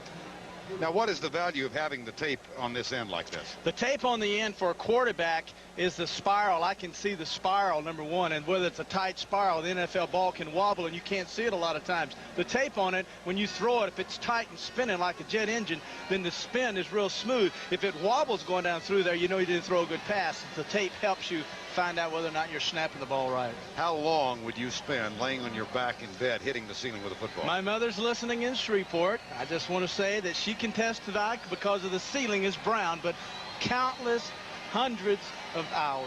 That's no lie. Joe Montana probably did that when he was a boy as well. His wife is sitting in California, and she'll probably tell him when she comes home, Joe, you ought to try this. I'm sure she will. No, she's going to say to him, Joe, congratulations, we've got a son. Joe and Jennifer had their third child just recently, and it's a boy. Joe Montana's had a good first half, 11 of 15, 96 yards. Bobby Hebert has done him a little better in the first half, 13 of 19, 117 yards and a touchdown. And those percentages shouldn't come as any shock to those of you who follow the league, because after last week's game and coming into today's games, the number 1 and 2 quarterbacks in the league in percentage passing. Bobby Hebert at 71% and Joe Montana at 67%. But Terry, let's talk a little bit about the problems that this man and his teammates have had. They haven't scored a point in the third quarter of any game this year. Well, and they played, and like you said, they were winning these games at halftime. But what happens so many times is, and the biggest problem is that people are saying they're not making enough adjustments at halftime with their offense. Defenses do adjust at halftime to the things that you did best against them in the first half. So what happens is the offenses have to get to imagining what the defenses are going to do now and say, okay, we did this in the first half, we're going to get rid of this, and we're going to try something else and find out if indeed there have been changes made defensively to stop us. The New Orleans Saints have never lost 4 games in a row under that man, Jim Mora, who came here in 1986. They did get off to a 1-3 start his first year. That equals their start this season. And then, of course, the big year was 88 rather, when 87, when they went 12-3. But in the second half, all kinds of problems. Yeah, you throw out that Cowboy game, and then you look at the rest of it. They had a 24-7 lead at Green Bay, lost 35-34. They lost 20-10 at Tampa, and last week they lost 16-14. They've not scored in the second half of the last 2 games. And I don't like to say things like, but I'll say it. And we told more of this. This team very easily could be 4-0 without any question. This is not a bad football team, these New Orleans Saints. Hey, we're talking about a very, very good football team. They just haven't found out how to score in the second half. Mike Koper will kick it off. Saints will return it. Cuts back. Comes out to the 20. Gene Atkins. Number 28 down to. So Bobby Hebert, 13 of 19 and a touchdown. He has not been sacked yet. Bobby, who lost a tooth and a half in the Tampa game. Interesting, He didn't realize that he had lost it early on, and then after the game was over, he and 2 local writers went out and searched the Tampa Bay surface, the field. Well, he had been knocked out on the play, and he didn't realize his teeth were actually knocked out until he licked his lips, and at halftime said, "My God, I got a gap up there," and he realized he's got some teeth missing. 1st and 10, New Orleans. That's Hayward in motion out of the backfield. Hand off Dalton Hilliard. Comes to the left. Good job by Romanowski of forcing the play inside, number 53, Bill Romanowski.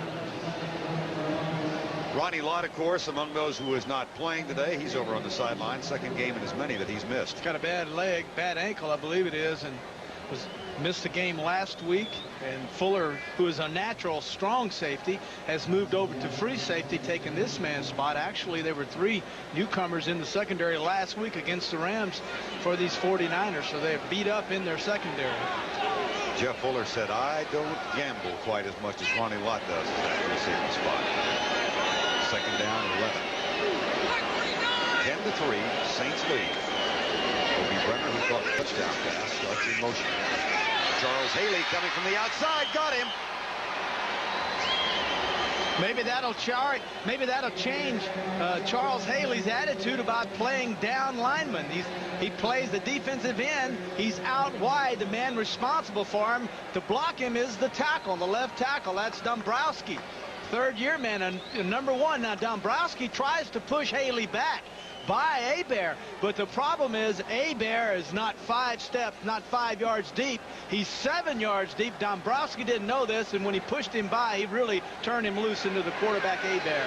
Loss of 9, 3rd and 20. First sack of Hebert thus far today. 4-man line for the 49ers, and they've got an umbrella spread defensively. Hebert settles short. Eric Martin. And he's dropped to 17, Jeff Fuller, and Keena Turner, number 58. And that means that the Saints will have to punt. George Winslow comes on.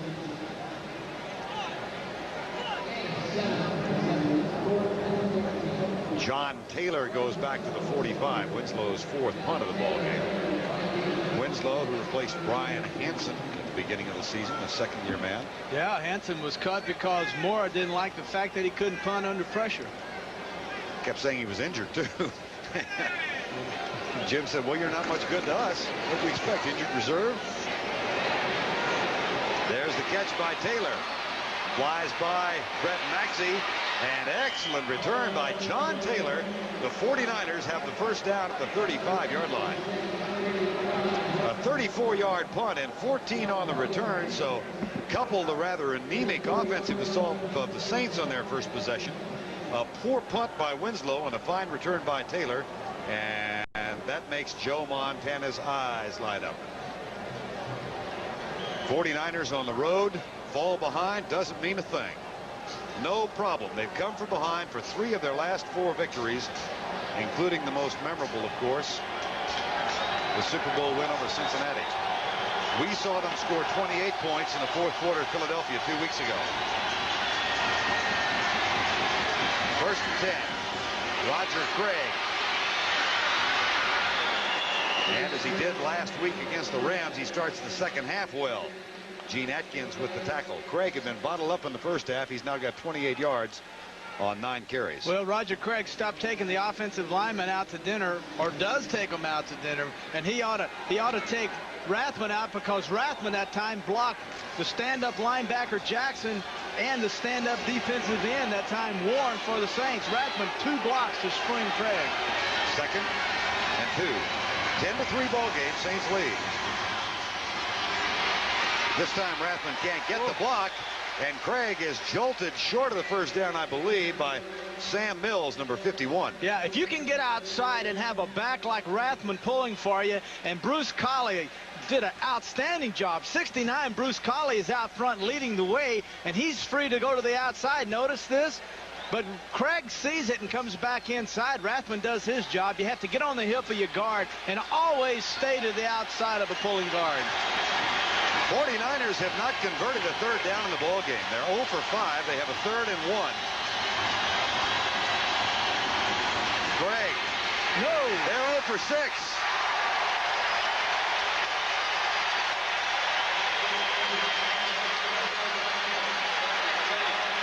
This is a bad call, Vern, because it's really a power sweep to the strong side. You turn around, you hand off to the farthest back, going to the farthest hole away from him. Notice how far away from the hole Craig is. It takes too long to get the 1 yard, allows penetration to get in and knock it down and make the tackle of Craig. If you want to get 1 yard, you got to go straight ahead. Don't fool around with fancy stuff like sweeps. Michael Koper, who kicked for the 49ers for 2 games during the strike replacement games. No good!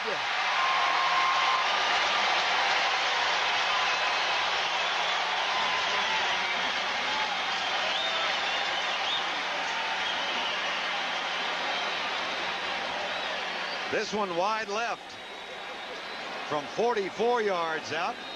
So Koper is 1 for 2. And the Saints still lead by 7. I thought this would be a Halloween like any other when my secretary Susie. 15 consecutive field goals against New Orleans until that last kick by the young man who kicked 2 games here, the strike games in '87. First down and 10. Bobby Hebert, the quarterback. They have relied almost solely on the pass thus far in the game, and they've got 3 split wide on 1st and 10. Greg Martin starts in motion. A quick screen, right side. Dalton Hilliard, who'd been lined up way wide to the right. Jim Fonhorst has to go out and make the tackle. How about the hands? Dalton Hilliard, coming out of a good program at LSU, running and catching the ball there, shows once again he's a slasher. Reminds me a lot of the way he runs of Earl Campbell, believe it or not. Low to the ground, real pretty striding type guy, a lot of power. But that time on that catch, he displayed some hands, man. Snapped those hands out there and grabbed that football. Looked like a fancy receiver. First down and 10 at the 41. Here's Dalton Hilliard going right, fumbles, gets a bounce in his favor, and then is somersaulted. That play had a little bit of everything. Yeah, if you're going to fumble a ball and then you're lucky enough to pick it back up, you've already messed up the timing of the play. So the one thing that really will help you get out of the doghouse is when you know you're not going to get anything out of it, go ahead and leap in the air and get spun around, and everybody will be so caught up in it, they'll say, gee, what a great run for 1 yard. Charles Haley makes the swipe. There's the fumble. Now the pickup says, oh, gee, I've already messed this up, so let me just show a little. Look at that. And Kevin Fagan got under him. It'll be 2nd down and 8. 10-3. Saints lead. 9:53 to go, 3rd quarter. Play fake. Hebert settles short. Finds his tight end again at the 48-yard line. Bill Romanowski makes the tackle, number 53. And that'll bring up a 3rd down. Steve Court comes on the field now as Hilgenberg is limping off. So a center exchange for the Saints. Joel Hilgenberg, who has gone against Michael Carter with a leg injury of some sort, whether ankle, foot, or knee, I'm not sure. But there's Joel Hilgenberg, and Steve Court, who's also got bad wheels, is in the lineup. Yeah, he's got a bad right knee. It's all puffy and swollen up, and that was one of the reasons for Hilgenberg starting at center. 3rd and 3 at the 48-yard line. Split backs behind Bobby Hebert. Now Hayward in motion. 4-man rush, no blitz. Dalton Hilliard, first down at the 37. Michael Walter, number 99, made the tackle. Every time we have seen the motion on 3rd down by the Saints, it has changed the coverage to man coverage, thus allowing Hebert the opportunity to go to the back. The backs are being singled either by a safety or by a linebacker. Notice in the left of your screen, 55, Fonto, he goes outside. That opens up inside, and there is the completion right in behind Michael Walter. Right in front of him, I should say. Hebert 17 of 23 for 158 yards. 1st and 10. Angle route right side. Lonzel Hill. First down at the 19. Beautiful pass. Well, there's that Cajun rifle. Lonzel Hill said his favorite route to run is the corner. What's a corner? A corner is anything inside and then back at an angle to the corner of the end zone. Notice inside, back to the outside. Beautiful throw. Pollard chasing. Great catch. On his socks, you saw that letters right there. That's Z-E-L-L. That's for his son. His son's name is Lonzel. Look at that. That's his son, Zell. Used to have his dad's number there, 25, J.D. Hill. First down and 10 after the 19-yard gain. The ball at the 19. Blitz, and Hebert goes deep in the middle for Hilliard. Touchdown!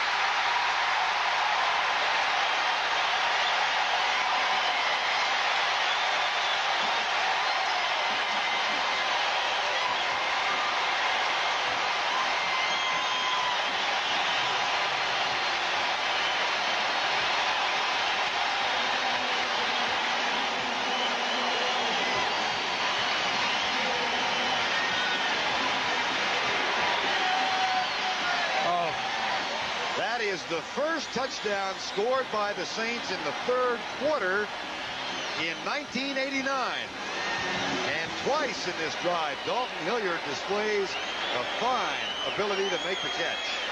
Morton Anderson for the extra point.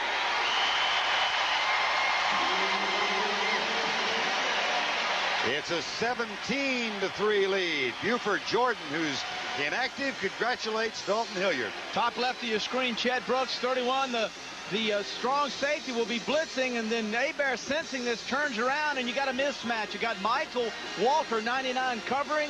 Hilliard beats him, touchdown. 15-yard catch of the Bobby Hebert pass. He's being congratulated by Buford Jordan, who sits to his right. That's the 6th consecutive game in which Hilliard has scored a touchdown, extending his own club record. 4 on the ground, 2 in the air. Terrence Fleckler has it for the 49ers. And he's out to the 20-yard line. First down 10, San Francisco. You know, back to that safety blitz. Anytime you blitz a strong safety like that, Vern, with a tight end in the football game, the weak safety has to cheat all the way over to cover the tight end. And so it was a perfect mismatch when the strong safety blitz had freed the back with the linebacker. Ideal call by the Saints coaching staff. Now Joe Montana comes back on. No touchdown passes last week, but he had a career high against the Eagles, 2 weeks ago. Stan Brock, the veteran right tackle. And this crowd that was so quiet in the first part of the game has been stirred now. First and 10. Montana, Jerry Rice. Close for the first down near the 31-yard line. Robert Massey, number 40, doing the coverage on Rice. That's 4 catches for 58 yards. Rams, if they win today, the only undefeated team left in the NFL. Phoenix leading Washington 14-13 at the half. And San Diego over Denver. First and 10, 49ers. They are 3-1. That's the tight end. Brent Jones, number 84. What a likable young man from Santa Clara. Said he grew up in the Bay Area as a Cowboy fan. We asked him who his hero was. He said Dwight Clark. He said, boy, you must have loved the catch then from Montana when they beat the Cowboys. He said, killed me. My whole family was in weeping and mourning. I bet he hasn't told that to anybody, and now they're all hearing that back out there, and he's going to catch it for being a Cowboy fan. Maybe not this year, though. That's right. Second down, 1. Montana deep, Jerry Rice wide open. Say good night. It's a touchdown. 60 yards. His 54th career touchdown. It's a simple route, Vern, where Jerry Rice will simply come inside. It's man coverage, and how do they know when to call the perfect play? Outside move, froze Massey, turned Massey to the outside, and the great speed of Rice back to the inside. Nothing fancy. Got his new red shoes on today, and Montana arches another rocket out there, and Rice runs under it. It just happens so often, you just expect it. Sooner or later, you expect this to happen. Well, they've not lost this year in a game in which he's caught over 100 yards, and he's over 100 yards. 5 catches for 118, and his 54th career touchdown. Michael Gopher's extra point is up and good, and just like that. 6 minutes to go in the third quarter, and it's back to a 7-point game. Montana hits Rice. Jerry Rice at the end of the 60-yard run with a catch. Was he across the plane and still in control of the football? Across the plane of the goal line. There he is. He starts to spike. Whoa! He's Whoa! He's on the 2-yard line, and he fumbled. He went to spike the ball, and he was on the 2-yard line. That's not a touchdown. That is no TD. And they showed that simultaneous with us here in the Superdome. The crowd reacted. Gene Atkins. Gopher up on top.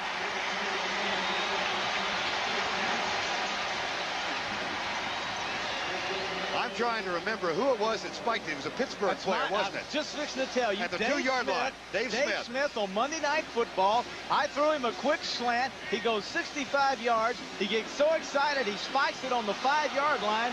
It cost us. Jerry, now Rice is so excited he's going to spike it. He's got those silly gloves on indoors, and the ball slips out on the 2-yard line. That's not a touchdown. That's a fumble. It's a safety. Should be brought back out on the 20-yard line. Saints ball. Oh, me. Too late.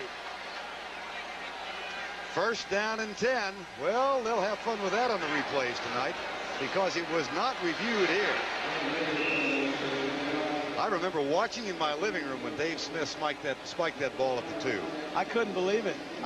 As hard as touchdown passes are to come by for me, and he was running, I was sitting there just wallowing in my tremendous ego of having this touchdown, and all of a sudden the ball comes out and I don't know what's happened, and they spiked it on the 5-yard line, or he went to spike it and it slipped out just like it did in Jerry Rice's hand.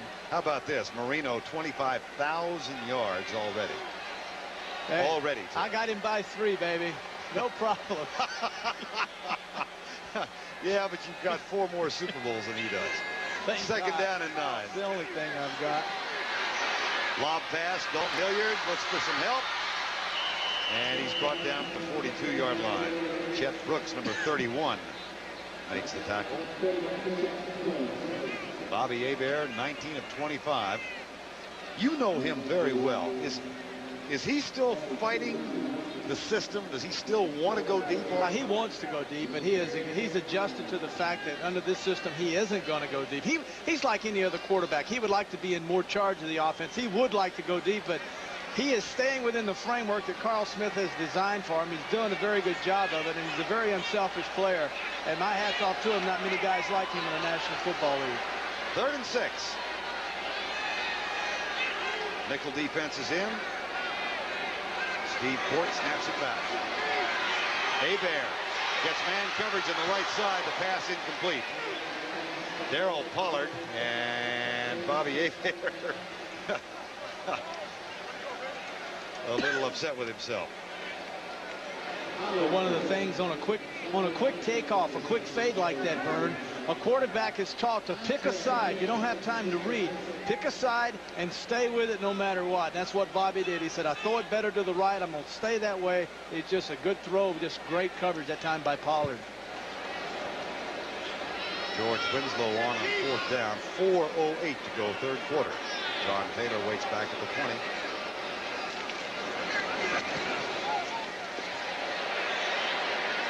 Fair catch. At the 17-yard line. 41-yard punt. Joe Montana threw a touchdown pass. Bobby Hebert has one as well. And Ricky Jackson, star of the defense. To 10.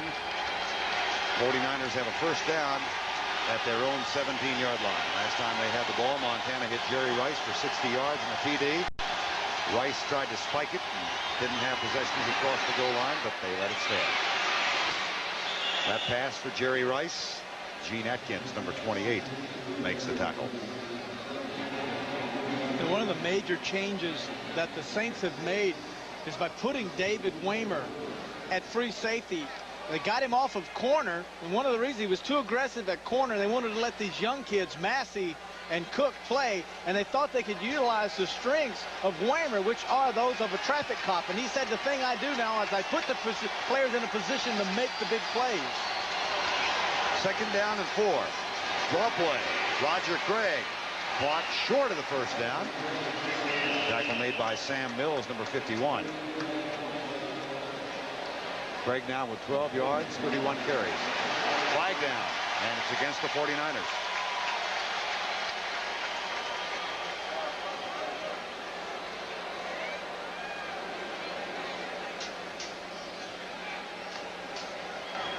Holding during the run. Number 62 on the offense. It's still second down. Guy McIntyre. Interesting the changes that have taken place in this offensive line. Of course, Randy Cross retired at the end of last year. Jesse Sapolo moved over to the center spot. They started with Jeff Regal at left guard. He was demoted, and Guy McIntyre is now starting there, but he said, I have real empathy for Jeff Regal because he's got a congenital back problem, and it's caused him a lot of misery. Here's Montana back, gets a little pressure. Safety valve pass to Rathman. And that's good enough for the first down all the way out near the 28-yard line. Sam Mills with the tackle. Isn't it amazing how well coached these players are for the 49ers? Rathman out of Nebraska, a running back. Craig out of Nebraska, a running back who have the ability to catch, who have learned how to catch a football and learn how to go straight ahead after they catch it. It really is amazing the job that Holmgren has done with these players in making them not only great blocking backs and running backs, but also great receivers.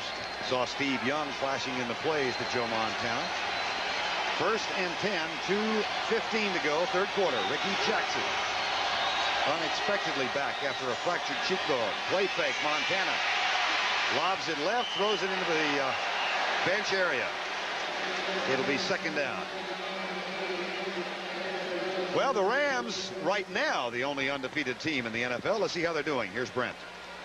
Doing very well until End Zone Jones out of Illinois rammed in this Atlanta Falcon touchdown. 23-14, though. The Rams still have a cushion in this one. Now, let's go back to Vern. All right, Brent, 17-10 here as the Saints try to up their record at 2 wins and 3 defeats and hand the 49ers their second consecutive defeat and first on the road this year. Second and 10. Fumble. Montana, I think, got it back. It was Jim Wilkes who stripped Montana of the ball, number 94. And the 49ers do retain possession. Jim Wilkes is an unusual nose tackle in the sense that he is unlike the others in that he will get outside and has ability to run and chase. Most nose tackles stay inside and just stay there and take on 2 blockers. But look at Wilkes, who goes around the right guard and has able to come in behind Montana and with one hand reach out and slap the ball away.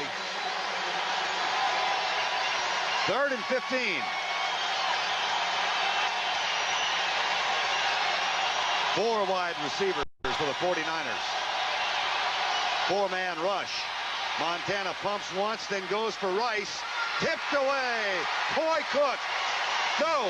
Robert Massey, who was beaten on the touchdown pass, but gets a measure of revenge here. Well, you got to know, Massey knew that the pass was coming. He said, I've studied film of Rice. When Rice leans forward, I know he's running a pass route. When Rice stands straight up, I know it's a run. That gives me the edge. He keeps his angle. He uses the sideline as an extra defender and then goes up and knocks the ball down. Great job by this young rookie corner. Second-round pick out of North Carolina Central. 5th punt for Barry Hilton. Lonzel Hill waits at the 37.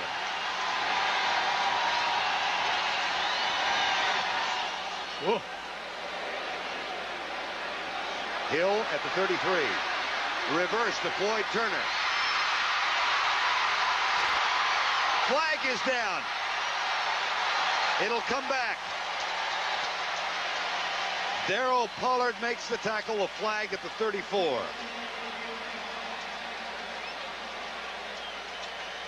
That's good. That's good stuff. I like that. The old reverse. We've seen it so many times this year, Vern, but we've never seen the actual reverse off of it. But that time we did. Illegal use of the hands. A 50-yard punt. And that wipes out a big gain on the reverse. Illegal block during the run back. 10 yards, first down and 10. I knew it was too good to be true. I knew you couldn't do something that fancy. that neat and not have it work. So we get one of those ubiquitous illegal blocks. Ubiquitous. I would like for you to spell that. U-B-I-Q-U-I-T-O-U-S. Oh, boy, I hope I'm close. Hey, I don't know if you're right or wrong. As far as I'm concerned, you nailed it. 1st and 10. I don't know if I put enough vowels in there. 1, 2, 3. There he is. Eric Martin. Incomplete. That time, Hebert had plenty of time with a 3-step drop. And one of the reasons, the counter-punching by the guard and the center of the Saints on Michael Carter finally has slowed him down. You know, Carter can only do so much for so long, and now after all the counter-punching has taken place, now Hebert goes back to the 1-2-3 set and has plenty of time to throw the football. 1:05 to go, 3rd quarter. 2nd down and 10, 17-10. Bobby Hebert, 20 of 28.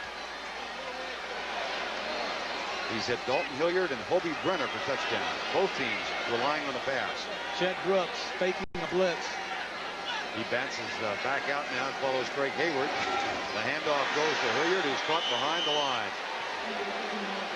That looks like Fagan. Kevin Fagan. Yeah, Kevin Fagan got down inside that time.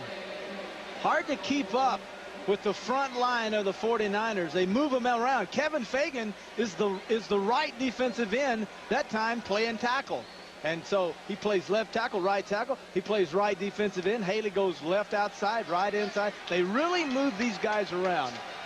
On 3rd down and 13, the Saints go with a 4 wide receiver set.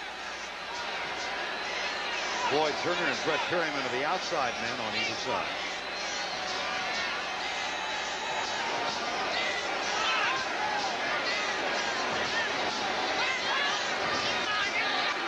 Five-man rush. Hebert, right side. Turner stripped to the ball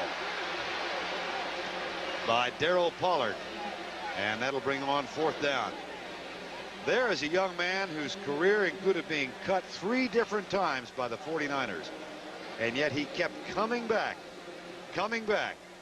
and has stuck with the team and is now a starter. And Tim McKyer, as we told you, was suspended by the ball club before the game today and has been sent back to San Francisco. So Pollard will be apparently playing that left cornerback spot for a long time. John Taylor back. George Binglow's punt. Taylor at the 45.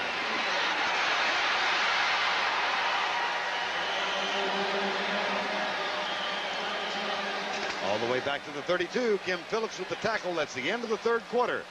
With our score 17-10, we now pause for a word from your local station. With the Saints leading the 49ers 17-10. A team they've not defeated here since 1986. They lost last year 34-33 to San Francisco. 2 years ago, they lost here 24-22, but after that game, won 9 in a row. And here come the 49ers after that 22-yard John Taylor punt return with a 1st down at the 33-yard line. Roger Craig out of the backfield. Montana goes for Craig.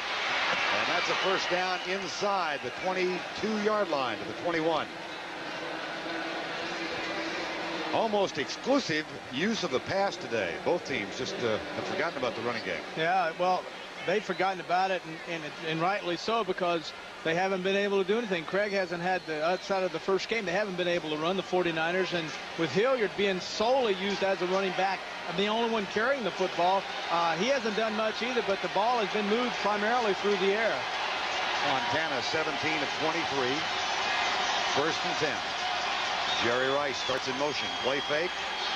Montana looks for Rice. Goes in the end zone. Taylor instead. Touchdown. We're within a point of being tied.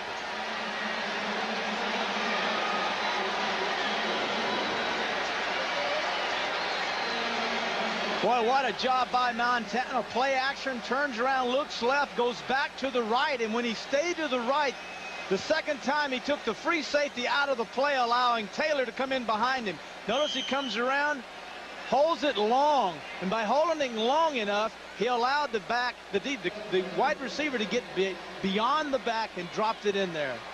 Toy Cook was trying to defend number 41, John Taylor, who had a 70-yard toss and catch against the Eagles 2 weeks ago. And the extra point is good, and just like that, we're tied. The 49ers were 14 down, and they fought back to tie it up at 17.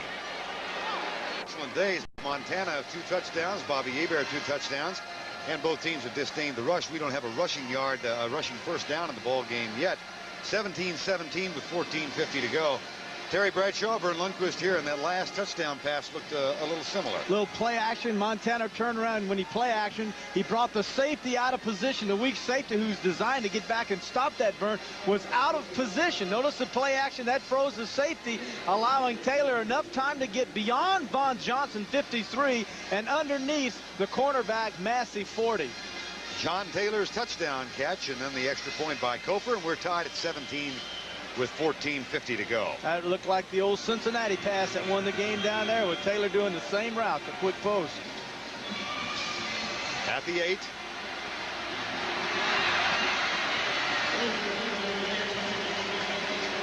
Paul Frazier out across the 25. Next Sunday on CBS, we kick it off at 12:30 Eastern Time with the NFL Today.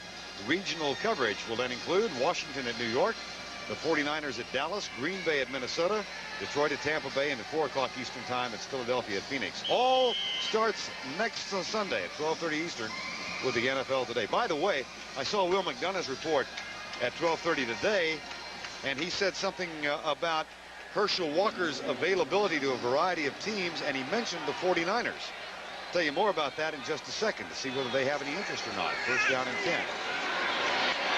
Lonzel Hill. That's a first down after the 40-yard line. Just to follow up on that story, Will reported that Herschel Walker of the Cowboys and his agents will meet Tuesday and more or less shop around. And he mentioned he might like to play for San Francisco. I asked John McVay if the 49ers had any interest. He said, "We have not had any contact with the Cowboys or with Peter Johnson, Herschel's agent. We would never not want to talk about Herschel Walker, obviously, but we're very satisfied with what we've got in Roger Craig et al." So they've not talked yet. First down and 10. Hebert. Again, a fine catch by Dalton Hilliard. And he's out to the 45-yard line.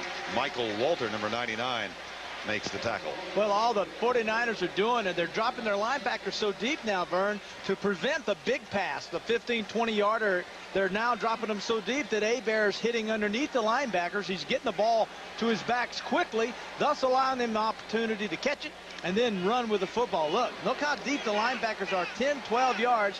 So now you throw underneath, you bring Michael Walter up. When he starts clamping the backs tight, then you go in behind him to your wide receivers. Second down and 5. 17-17 ball game, final quarter. Hebert with a lot of time finds his open man. First down, Saints at the 39.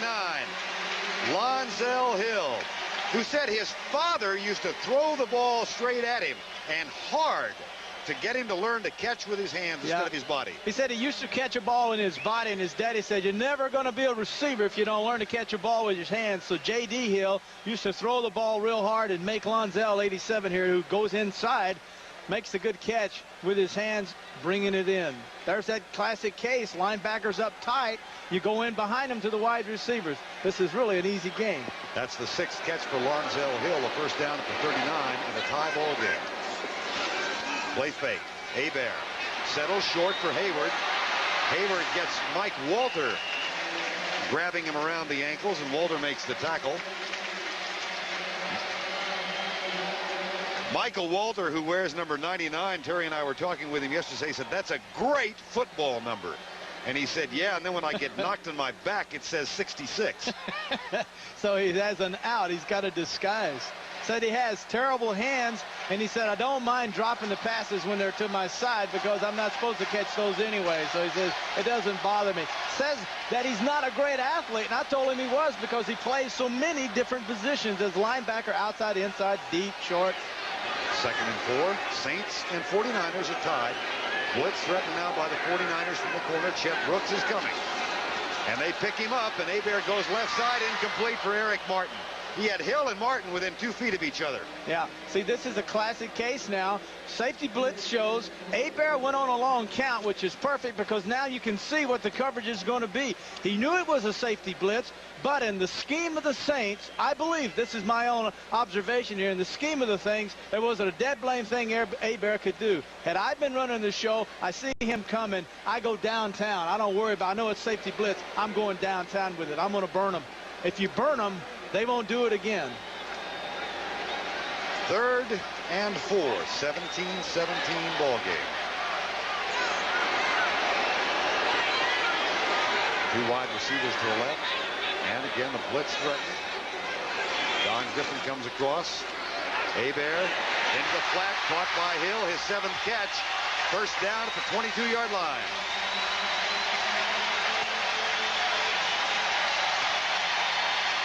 Great job of reading by the quarterback, Hebert. 2 receivers go inside. You always bring 1 receiver outside. If the coverage goes inside, then you throw to the receiver going outside. This is the case Hill.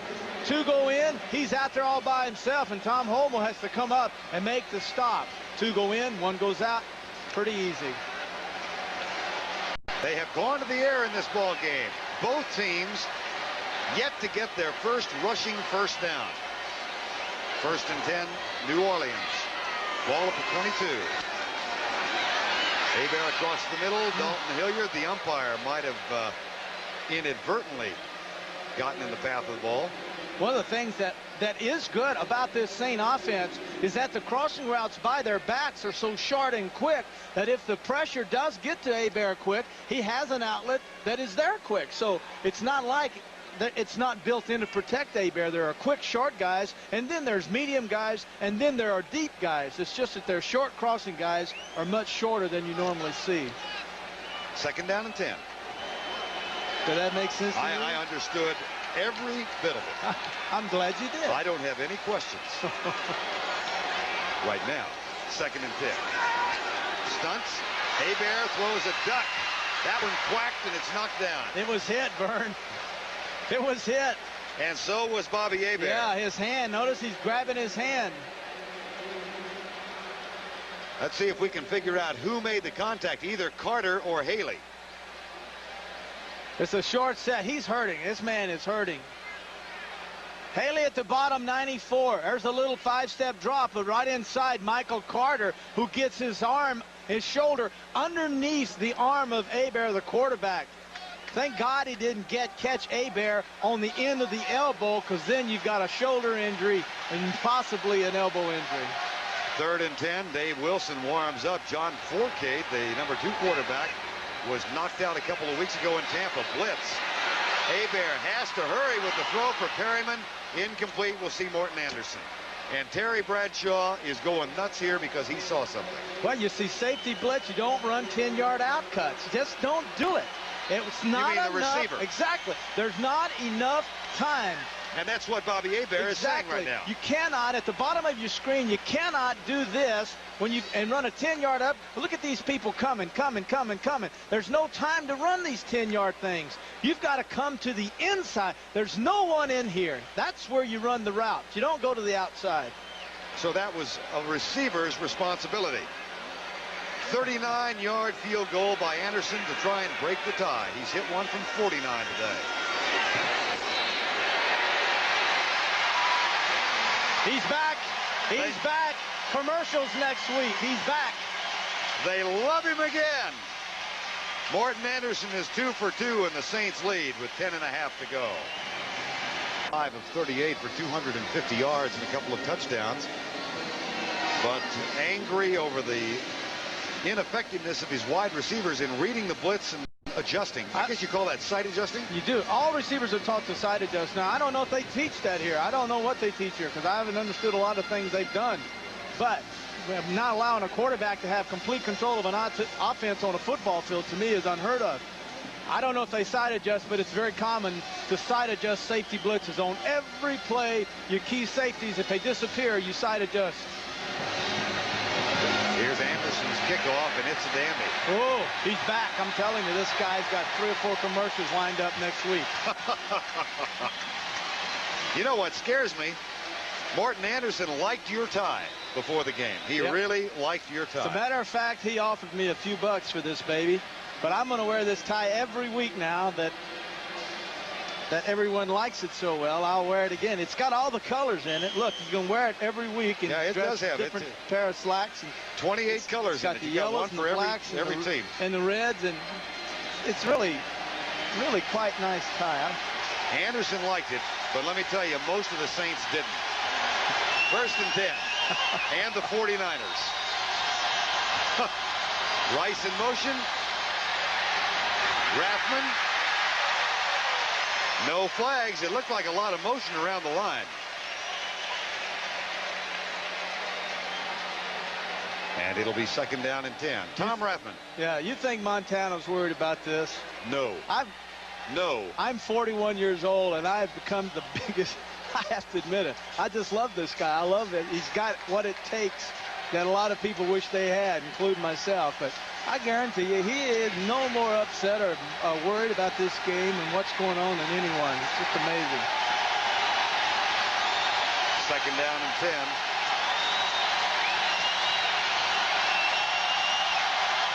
John Taylor starts. Bubba Paris moved. And that'll cost the 49ers 5. You know what's so hard to do, Vern? It's to go on a long count.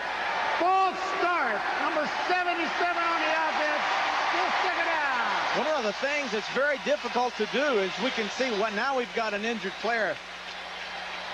That's Harris Barton, I believe. That's number 79, the right tackle. So if not at all sure what happened. And that was on a play that was snapped. That was stopped before it fully evolved. Well, it's his knee. It's his left knee. I don't know what happened. We're on artificial surface here. Right tackle Harris Barton. Well, you can look at this is Harris right here. Let me give a big old circle around and keep your eye on his left knee, and we'll see what happens. You can see the left that Bubba Paris moves. There's the left knee planted. Oh, he gets it caught in behind another player. Ricky Jackson and Bruce Colley. Yeah, that's Bruce Colley. Yeah, they get him. You know, Bubba Paris just warming up last week against the Rams at Candlestick slipped on the grass and pulled a groin, and they were worried whether or not Bubba could play in this game. He missed the second half last week, but especially on artificial surface, which is very hard on your groins because you cut so much. And Bubba hasn't missed a play. Harris Barton, who was moved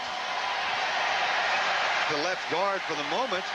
And then when Paris was hurt last week, Steve Wallace came over to left tackle. And Harris Barton went back to right tackle. And now Harris Barton will be assisted to the 49er bench. Yeah, when Cross retired, he really messed everything up for these 49ers because Sapolu was having an all-pro season at left guard, and then he had to switch to center. He felt that hurt his chances to establish himself as one of the great guards in the NFL. Now McIntyre moves in, and Briegel comes in. He doesn't do the job. He gets beat badly against the Indianapolis Colts opening game, and so now McIntyre is at left guard and Sapolu's at center, and they've messed with this so much. And then you ask yourself this question, why haven't they been able to run? Well, I'm telling you, there's your answer right there. It just takes a long time to put a line together. A's still lead Toronto. 7th inning. Steve Wallace comes in at 2nd down and 15. Roger Craig out of the backfield. They find Roger Craig. Robert Massey can't get the tackle. And Craig picks up an extra 2 or 3 yards out to the 22, where it will be 3rd down and 8. Almost no ground game to speak of today. The 49ers, Craig has 31 yards. As a team, the 49ers with 30 total yards. And the Saints have 17. Phoenix leads the Redskins by 8. And San Diego over Denver by 4. Seattle continues to lead Kansas City. 49ers still have not converted a 3rd down play. They're 0 for 7. They've got a 3rd and 8 here. Montana will run. Flag is down. Montana, if the play stands, has a 1st down at the 32. Sam Mills with the tackle. Now let's check the flag. It was thrown late into the secondary of the Saints. So you got to think they would have been holding on the secondary of the Saints. Normally when the flag comes that late, Vern, you've got to think that the secondary is going to be called for illegal use of hands or holding. There it is.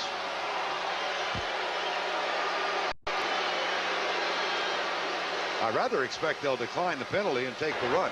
Holding by the defense, 5 yards tacked onto the run, first down. Tacked onto the run. And that is the first rushing first down today. And guess who gets it? Joe Montana. Yeah, Montana's he's hurting right now. He's over there. And he's got his right arm hurt earlier, but this turf is so hard. Now he's going to go down, but he's got the ball in his right hand. And now he goes down, and look at his right elbow as it hits the... Oh, gee. And that hurts, because that stuff's like wire down there. You know, all artificial surfaces are hard as bricks. He goes down, but he lands on his throwing arm, and that's his elbow that he has had a lot of problems with throughout his career. That means Steve Young warms up. Steve hasn't thrown a pass this year. Montana will try and go. 1st and 10. Hand off Roger Craig. Whoa. Craig Warren buries it. Number 73. Let's go back to New York and get an update here once again. All right, Vern, let's take a look at Earl Farrell. He thunders 44 yards. Now, the Cardinals were down 13-zip in this game, and they lead the Skins at RFK 21-13. Back to Vern and Terry. Well, that would be a monumental upset if that one stands. 20-17 with 9:08 to go here. Montana, 2nd down and 10. 5-man rush. Sweep. Roger Craig. Guy McIntyre in front. And Roger Craig should have enough for the first down at the 48-yard line. There's that sweep again, the thing that we said earlier, that the thing that this offensive group, I believe, is geared for is sweeps because of the speed and the agility of the left guards and the center to get out and pull and block. But the thing we haven't seen that the 49ers did last week so well against the Rams was Harry Sidney and Rathman running up the middle. Well, they went to that Eagle offense, the 4-wide receiver offense, the last couple of weeks. This time they stay with their regular set. And flags are all over the place. Yeah, that's going to be against the 49ers right guard. George Seifert, 49 years of age. False start. Number 74 on the offense. Still first down. Steve Wallace, who just replaced Harris Barton. Right in the center of your screen. Watch the little bounce. It's kind of like the old movement that the Cowboys had where they would go up and then down. But the problem was that Wallace had already placed his hands down on the turf, and once you do that, you can't pick them up. A's lead by 3 in the 7th. 1st and 15. 49ers trail by 3 in the 4th. Jerry Rice in front of Robert Massey. And that's a first down for the 49ers at the 32-yard line. Doesn't that just scare you to death? I'm standing up here watching this, and you can see it coming. It all starts with one underneath there. Look at Massey has the outside. He says, no way you're going outside. And then Rice says, fine, I'll go inside. I got to believe that Rice and Montana, when they throw this pass, have an option. If, in fact, the safety bites the slant like that, Rice goes up the field, in and up. I don't think they just naturally run the in cut. 8:15 to go in the ball game. 49ers trail by 3. Montana pumps once. Settles for Taylor deep. Caught. Dropped. But after he crossed the goal line, touchdown. And now for the instant replay review. And here we go. All you got to do is have possession and have your feet on the ground. There's a flag down.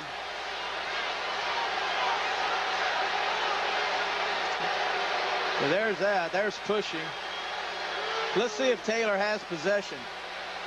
All the ball has to do is be in possession and break the plane of the goal. That's it. It's how simple it is. Notice he lets up a little bit. Then all of a sudden Montana comes back. And now the burst by Taylor. Toy Cook is in pursuit. There's the grab. Play is ruled as a touchdown.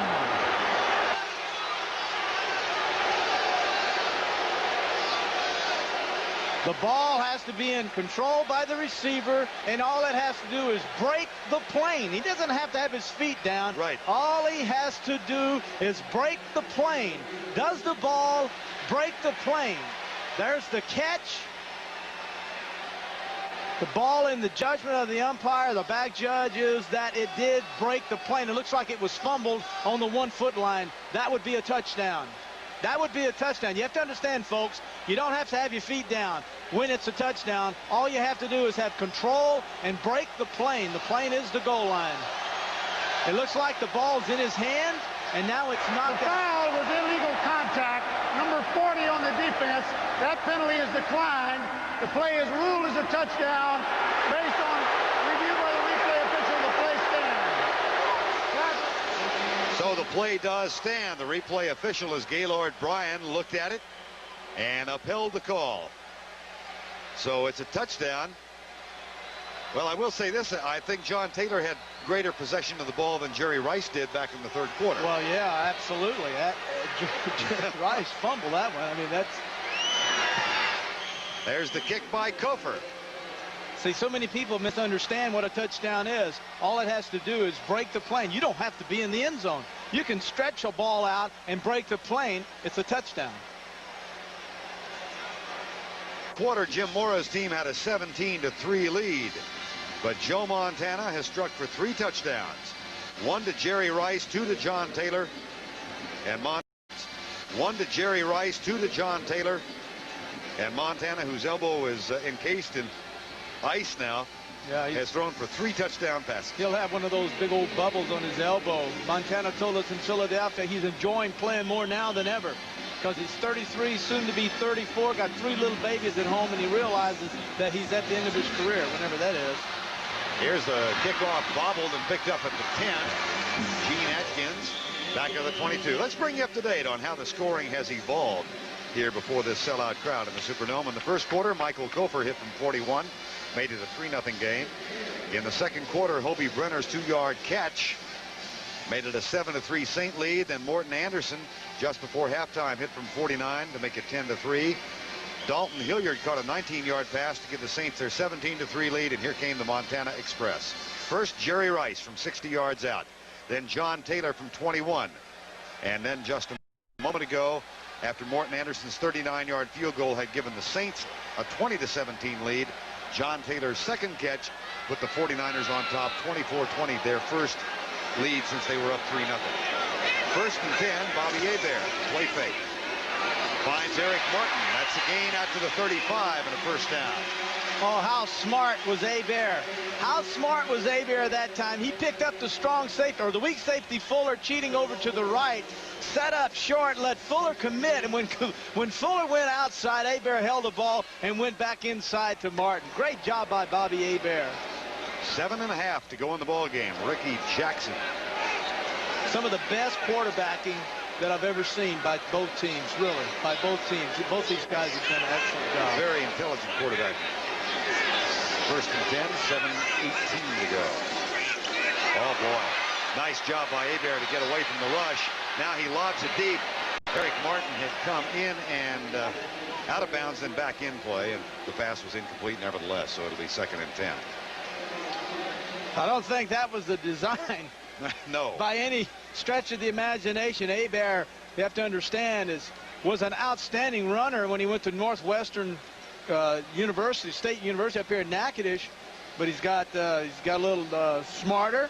Plus, he's injured. He's got a bad right ankle. The pressure that time forced him out. I don't think you'll see Hebert in this situation moving with a rolling pocket. 2nd and 10. Saints had a 17-3 lead that has disappeared in the face of the Montana Army.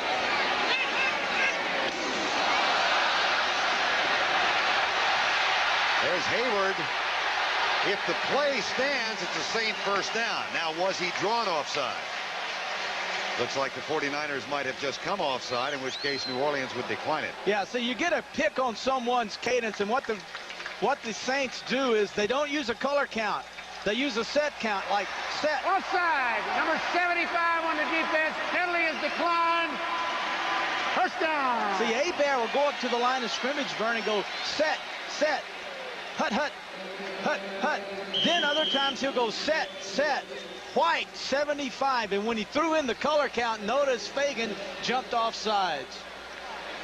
So Hayward on the draw play picks up a first down at the 49-yard line. There is Kevin Fagan. 24-20, New Orleans trails by 4. 6:44 to go in the ball game. Lonzel Hill starts in motion. Tom Holmoe as a defensive back adjust. That's a gain for a couple. Lonzel Hill in front of Chet Brooks and Keena Turner, number 58. 6:25 to go in the ball game. One thing defensive backs like about a short dropping quarterback like Hebert, and Fuller told us this. He said, when you play against a quarterback like Hebert, you like it because you don't have to run as far. That's right. Because you can't hold the ball and throw it deep. You throw everything quick. Defensive backs don't have to run as far, so naturally you're not as tired. Second down and 7. 6 minutes to go in the ball game. Brooks again threatens the blitz, and he backs out. Hebert gets a good block, lobs it once or fakes it, and then runs out of bounds into the New Orleans bench at the 43-yard line. And John Tyson, Chet Brooks exchange words. It'll bring up 3rd down and 3. The Saints are 4 of 13 on 3rd down conversions. You know, John Tyson. When Hebert scrambled that time, he looked upfield, but the worst thing happened to Hebert. The receiver that was downfield was a running back, Craig Hayward. Craig Hayward doesn't understand that when a quarterback scrambles, you go to the goal line. He just stood there. Had it been a wide receiver, the wide receiver would have turned and run to the open area, giving Hebert a target. 3rd and 2. 5:48 to go. That's Martin in motion, followed by Don Griffin. Hebert deep left side. Too long. Eric Martin, the intended receiver. You got to go for it here. It's 5 minutes and 43 seconds.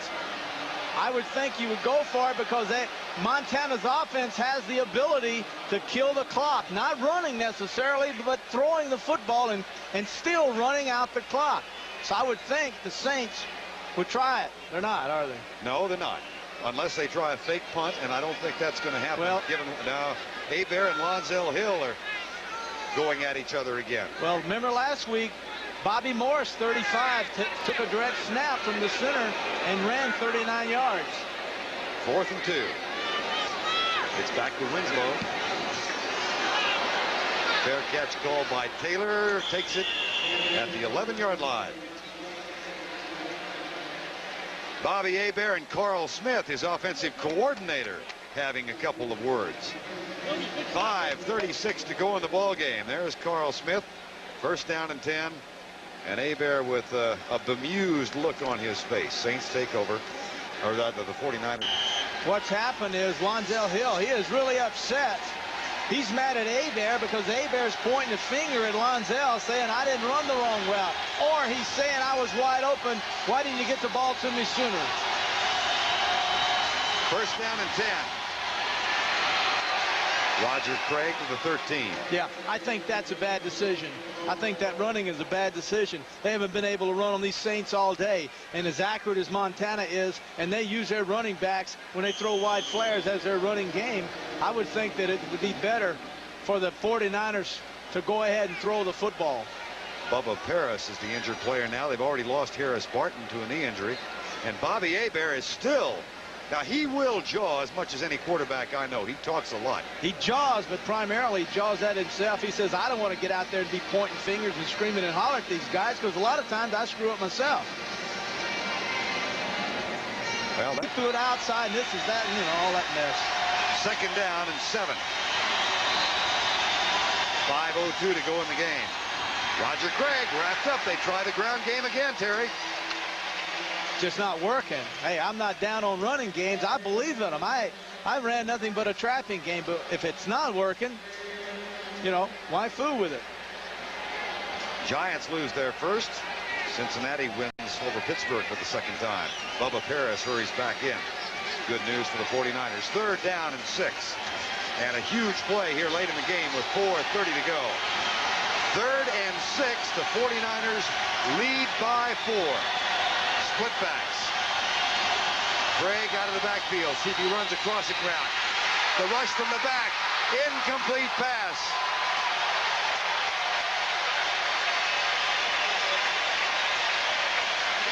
Pat Swilling, number 56, for the second time today.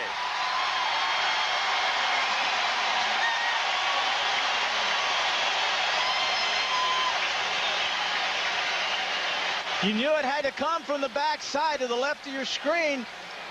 Paris, Bubba Paris has left the game and come back in. He was injured, so you got to figure that Swilling, a much quicker linebacker than Paris is a tackle, comes in, beats Paris, makes the sack of Montana.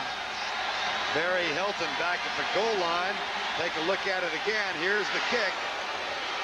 Not a particularly good one, but it gets a 49er roll and scoots out of bounds at the 39-yard line. Hey, I want to go back and clean that up. Bubba Paris, I tell you, they put Brent Jones over on the side with Bubba Paris to help out on Swilling, and Swilling still beat Paris and the tight end. So they had two guys on him. He beat both of them. 24-20, 4:10 to go. Now we'll see if Lonzel Hill and Bobby Hebert are speaking with each other as they head into the huddle. Hey, might be good, huh? I'm mad at you. I'll show you. I'll show you. You show me. Here's Lonzel Hill, who's coming out on this first down play. I know I wouldn't want my receivers mad at me. I would want Stallworth and Swan to be very happy with Terry Bradshaw, because I know they'll work awfully hard for me if they're happy with me. Dalton Hilliard is split wide to the right side. Hayward, the only running back. From the 39, 4:10 to go in the ball game. Lloyd Turner starts in motion. Stunts by the 49ers. Hebert to Hilliard. And again, a fine catch, first down at the San Francisco 49-yard line. Boy, has he made some fine grabs today. You know, we are seeing this more and more, backs that can catch the football, but we're not seeing backs that get out at a wide receiver position and run the in routes. The most courageous route to run is the in route, and you're asking a back to do it, and this Hilliard guy is doing it exceptionally well. Floyd Turner, wide right. 24-20. Hayward, the motion man. Hebert has a man open. Eric Martin at the 31. First down, New Orleans.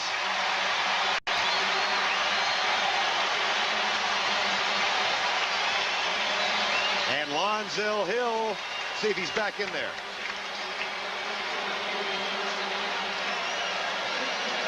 Eric Martin with the catch. Martin going in motion wide. Coming inside. And then Hebert getting the ball to him. Beautiful job by Bobby Hebert. Only a 5-step drop in all that time.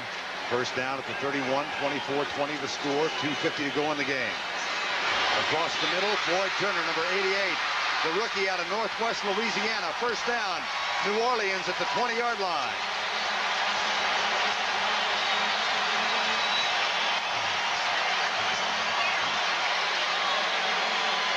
Nothing but short routes. We said at the beginning of the game the Saints would go to 5-step drops to allow Hebert time to throw the football. He's done it all day long, and every route they're throwing is an inside route. Not one of these passes is going to the outside. Floyd Turner, who caught 8 coming in, makes that catch. First down at the 20. Lonzel Hill back in. Craig Hayward is lined up way out to the right side. Do you gamble? Do you blitz? 5-man rush. Hebert has it knocked in the air, caught at the 23, and down to the 18-yard line. A diving grab again by Dalton Hilliard. What do you do here if you're the 49ers? Do you gamble? Do you blitz and give the middle of the field wide open? Or do you stay with tight coverage and only rush 4? They're only rushing 4. That time Carter, 95, got inside and got his hands up to tip the ball. 2-minute warning. 24-20 is the score. Now on the sideline, his right elbow encased in ice, and Steve Young was warming up. Both of them watching now as the New Orleans Saints have a second down and 9 with 1:58 to go. Bobby Hebert, his first 300-yard game as a quarterback in the NFL. He's thrown for 311 thus far. on 31 of 46. It's second down and 9. See if the 49ers might be coming. They're not. Now they're going to send one. Flags are down. Hebert into the flat. Hayward misses it. Right through. They're going to rename him Iron Hands. I believe this is going to be offsides of 49ers. Once again, the cadence, I believe, got the 49ers.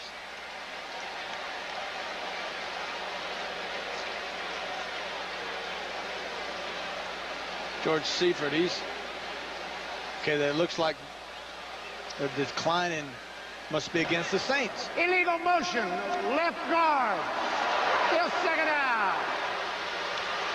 Well, actually, they should have taken the play, and taken the play, it would have been third down. See, you take the play because Ironhead dropped the ball, right? And so it's third down. 3rd and 9. So you don't. It's not second down. You don't take the penalty here. Well, they're still discussing it. Well, that's what they're discussing. I got to believe. There they go, moving it back. Yeah, it was declined, and it'll be 3rd down and 9. That's what happened. So the penalty declined by the 49ers. 3rd and 9. Bobby Hebert looks to the bench. He's got Lonzel Hill in the ball game now. Vern, one of the things the 49ers are doing, which is unusual, is that they're not playing man coverage here. They're playing zone. I'm going to watch them. I want to see what they're doing. But right now, the last 2 times have been zone. Eric Martin to the left, Hill to the right. 3rd and 9. This is man coverage. They fake the blitz. Hebert back. Dances left. Has to let it go. Incomplete. It'll be 4th down. And it was Keena Turner, number 58, who was right in Bobby Hebert's face. 4th and 9. Doubled that time. The most dangerous receiver, Martin, gave a look of zone and then turned the corner out and ran underneath Martin and took the other safety and went over top and went what they call long and short. I got him underneath. I have another man on top. So they doubled what they considered the most dangerous receiver and were very effective. Now I'd have to think they'll do it again. Hilliard comes out. Perryman and Turner are in. It's Perryman and Hill to the left side, Martin and Turner to the right side. Hayward back to block. And Bobby Hebert out of the shotgun. 4-man rush into the end zone. Perryman incomplete. Tipped away.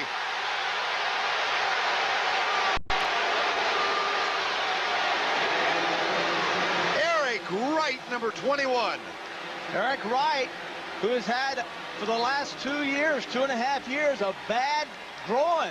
A bad groin coming in on turf, which is the worst place to play with a bad groin. At the very last, gets his right hand over the top of Perryman and knocks the ball away. Just a great play by Eric Wright. Now one of the veterans of this 49er team, one of those who has won 3 Super Bowls in the 80s.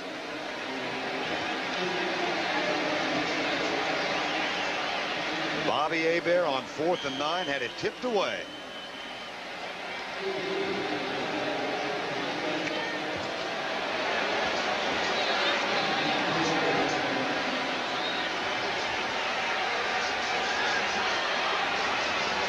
First down and 10. 1:44 to go. Steve Young replaces Joe Montana. The Saints do have all 3 of their timeouts left, and they use one of them right now. We're here at the Louisiana Superdome in New Orleans, where our score is San Francisco 24 and the New Orleans Saints 20. We'd like to remind our audience that 60 Minutes will air in its entirety immediately following the game, except on the West Coast. 60 Minutes coming up. Trailed 17-3 to Bobby Hebert and the New Orleans Saints. And then Joe Montana hit Jerry Rice and John Taylor with 2. And Brett Perryman, who was in the end zone, wants one more chance. Other scores in the NFL. Philadelphia wins. Cincinnati wins. Miami went to overtime before shocking Cleveland. Tampa Bay handed the Bears their first defeat this afternoon. There's a shock right there. Absolutely. It's second down and 10 officially. Backs in the eye. 1:39 remaining. Hand off Craig. Comes left. That's a huge play for the 49ers. all the way out to the 44-yard line. Sam Mills makes the tackle. A 25-yard gain for Roger Craig, who had been bottled up much of the day. And the Saints used their second timeout. They've got one left. In the second half, and he came back with 3 touchdown passes to give the 49ers a 4-point edge with 1:21 to go, and the Saints can stop it one more time, which they do right now. That's the final timeout for the New Orleans Saints. Tonight on CBS, he was a defense contractor who cheated on the testing of a vital piece of military hardware. Where did we find him? In jail. Watch 60 Minutes. Then it's Murder, She Wrote, starring Angela Lansbury, followed by the CBS Sunday night movie Mystic Pizza, starring William Moses and Julie Roberts. That's all tonight on CBS. 1:16 remaining. Joe Montana, 3 touchdown passes in the second half of this game. And the Saints are out of timeouts. 49ers still have all 3. I know there are a lot of important things going on this weekend, but just a personal note. Up in Omaha, Nebraska this weekend, my mother and dad celebrated their 50th wedding anniversary. And I just want to tell them I love them and how neat that was to be there for a short time. Congratulations. Reverend and Mrs. Lundquist, 50 years. Ma and Pa Vern Lundquist. Ma and Pa. That's right. 24-20, 1:16 to go. Second down and 11. Morton Anderson has hit 2 of 2 today, but a field goal academic for the Saints now. They trail by 4. And Eric Wright, what a huge play he made in the end zone on 4th and 9. That'll do it right there. On the happy notes, I have good news also. My mom and dad celebrated their 70th wedding anniversary in Shreveport, Louisiana. 70? Absolutely. I want to say congratulations to Novice and Bill Bradshaw. 70 beautiful years together. I know they're watching, or someone will pass that on to them. They're in the home up there, you know. They got married at 1, huh? Yeah. 70 years married. That's amazing. I know they've got to be happy. Sometimes I don't know where you're going or where you've come from. Well, I didn't know where you were going. 35 seconds to go. I know where these Saints are going. They're going to 1-4, and I love this statement. The best 1-4 football team in the National Football League. But I definitely think they're getting better. They did score in the second half. They did put 20 points on the board. They lost, but they lost to the world champions. Run through the other scores. Cincinnati wins it. Miami won today. Tampa Bay a big win. Minnesota keeps Detroit winless. Green Bay defeated Dallas. Indianapolis over Buffalo. New England defeated Houston by 10. And here the 49ers defeated the New Orleans Saints with 3 touchdown passes in the second half from Joe Montana. 1 to Jerry Rice, 2 to John Taylor. We'll be right back.